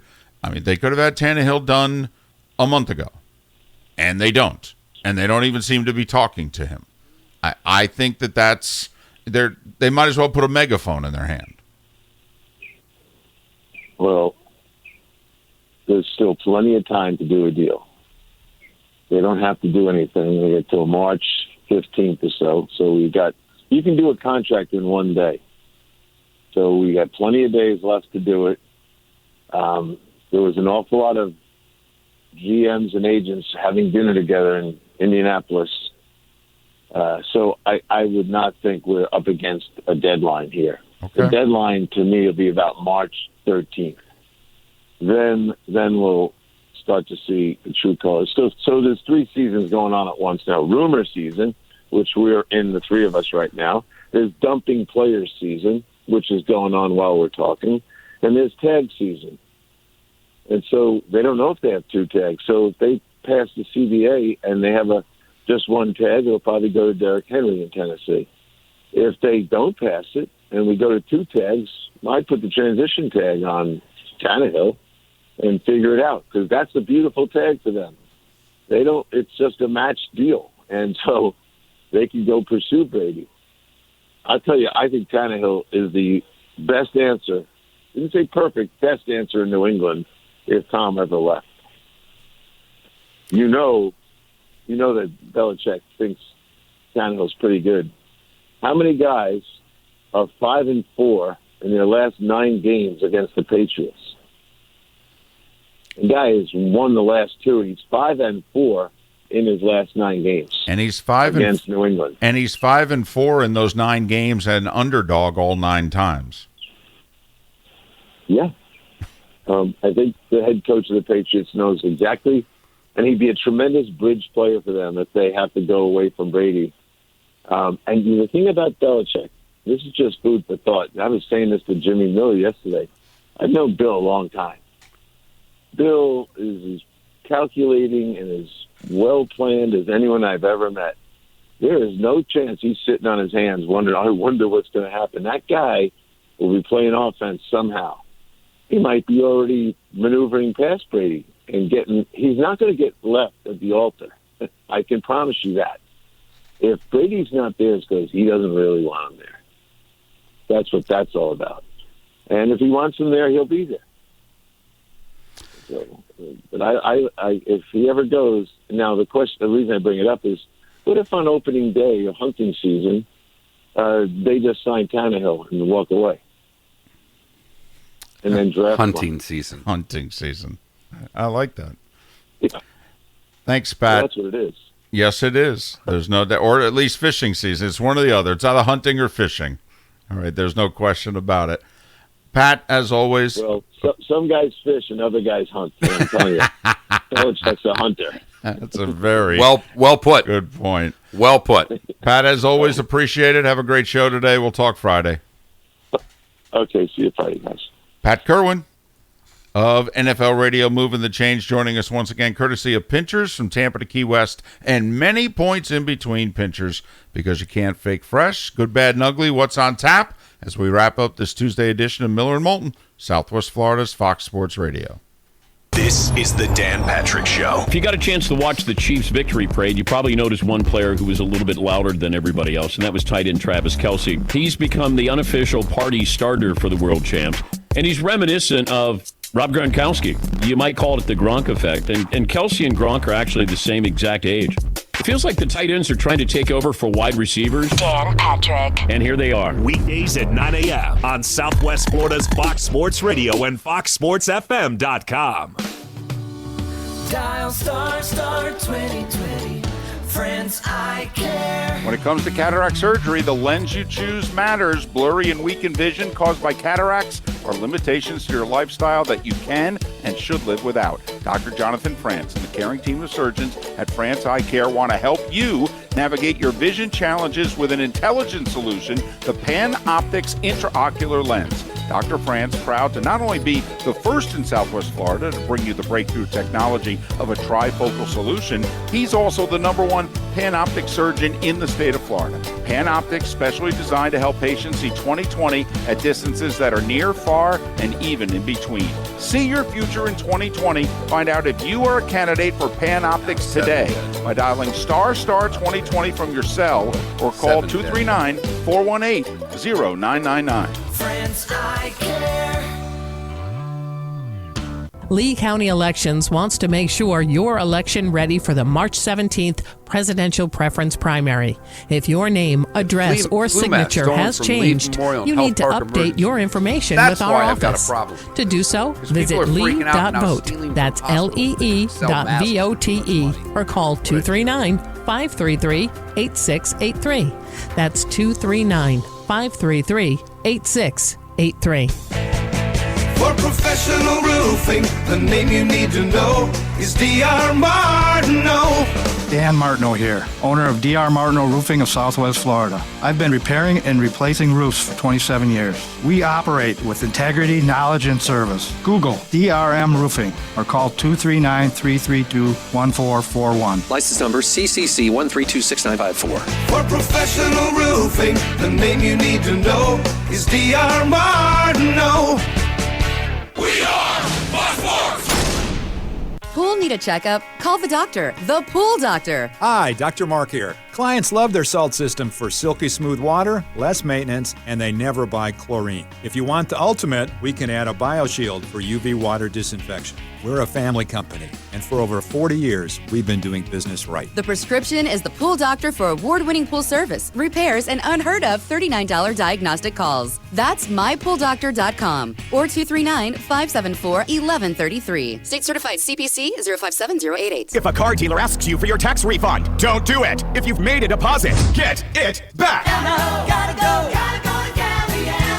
Other dealers want your tax refund at Galliana Chrysler Dodge Jeep Ram in Fort Myers. We don't need it. Right now, during the President's Day event, new Jeep Renegade Latitude, $189 per month. New Grand Cherokee Laredo, $269 per month. New Jeep Gladiator Sport 4x4, $279 per month. Over 1,100 Chryslers, Dodges, Jeeps, and Rams. All at the absolute best prices in Southwest Florida. Qualifying purchases with 0 down and no monthly payments till August. That's right, 0 down and no monthly payments till August. And exclusive of that offer, Galliana Chrysler Dodge Jeep Ram in Fort Myers will give you $6,000 minimum for any trade, in any condition, running or not, at Galliana Chrysler Dodge Jeep Ram. 1/2 mile south of Daniels Parkway on US 41 in Fort Myers. Open every day, including Sunday. Call 239-481-2600. GallianaCars.com. 42 monthly, 10,000 miles per year, $999 to sign plus tax, stock, and dealer fees, 0 security deposit with lender approval, minimum trade toward the purchase of select new vehicles, in stock units only, offers don't combine. Welcome to the Alamo Gun Range of Naples. Are you a first-time shooter with a lot of questions and need training? The Alamo Gun Range of Naples is here for you.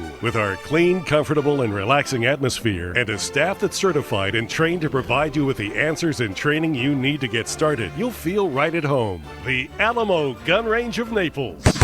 Naples' premier indoor gun range and firearms superstore. AlamoRange.com. From the best headlines, The best. to the worst, It's the worst thing that ever happened to anybody ever. prepare yourself and hide the women and children. This is Mark Miller's Good, Bad, and Ugly on Fox Sports Radio. All right, for the good today, you got to hear me out. It's actually a great story, but it won't start out that way. A California couple in their 70s had been missing for 9 days. They rented a cabin out for Valentine's Day, and on Saturday, the rescue effort shifted to a recovery operation. Even the couple's son was doubtful his parents would be found alive after 7 nights in the woods where the temperatures dipped into the 30s, but an 18-year-old rescue worker heard a soft voice asking for help. They found the couple lying on the ground, holding hands under some brush. Marion County Sheriff's Office said they were in amazing spirits and expressed gratitude to everyone. They drank from a muddy puddle and ate fern fronds. Have you ever had a fern frond, David? That would be a no.